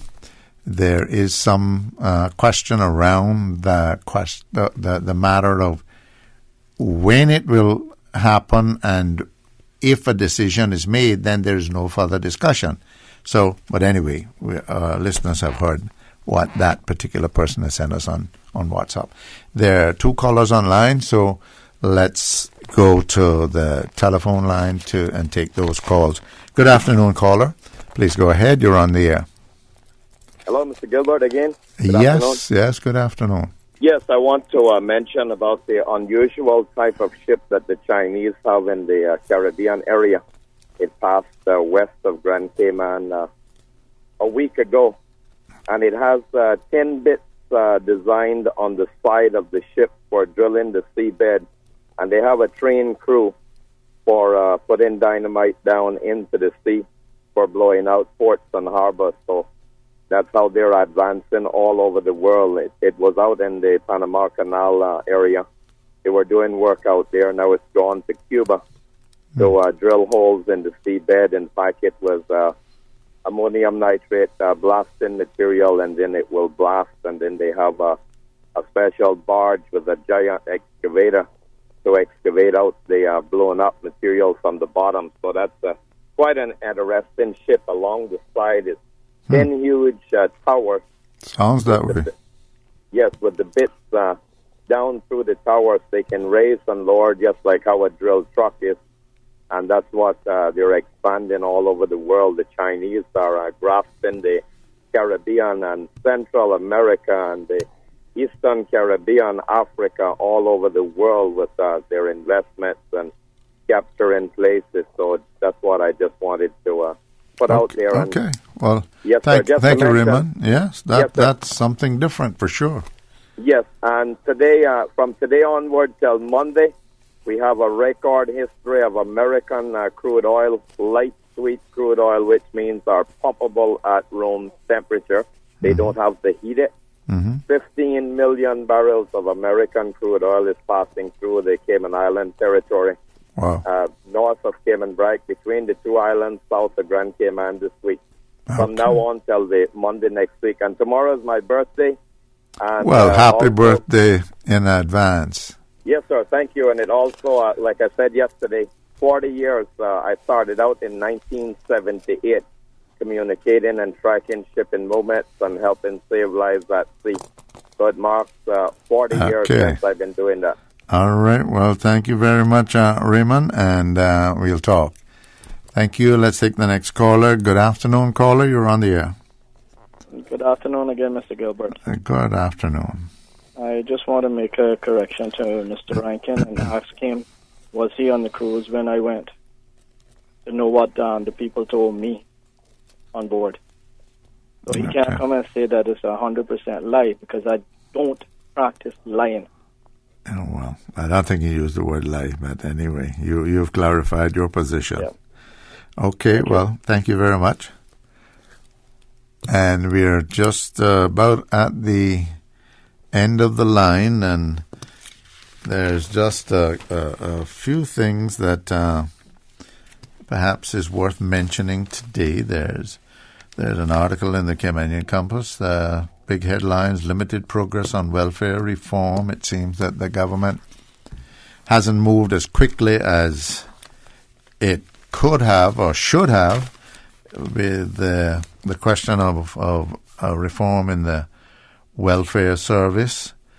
And I think I heard some information this morning on radio, in fact, that the deputy governor is looking at that, and seemingly he will take steps to improve that. Unfortunately, it seems that this has been the way over the years, that you get auditors' reports and the auditors make the recommendations which will make a difference, but the government doesn't seem to act on it, and what better way to proceed than what the auditors find and recommend.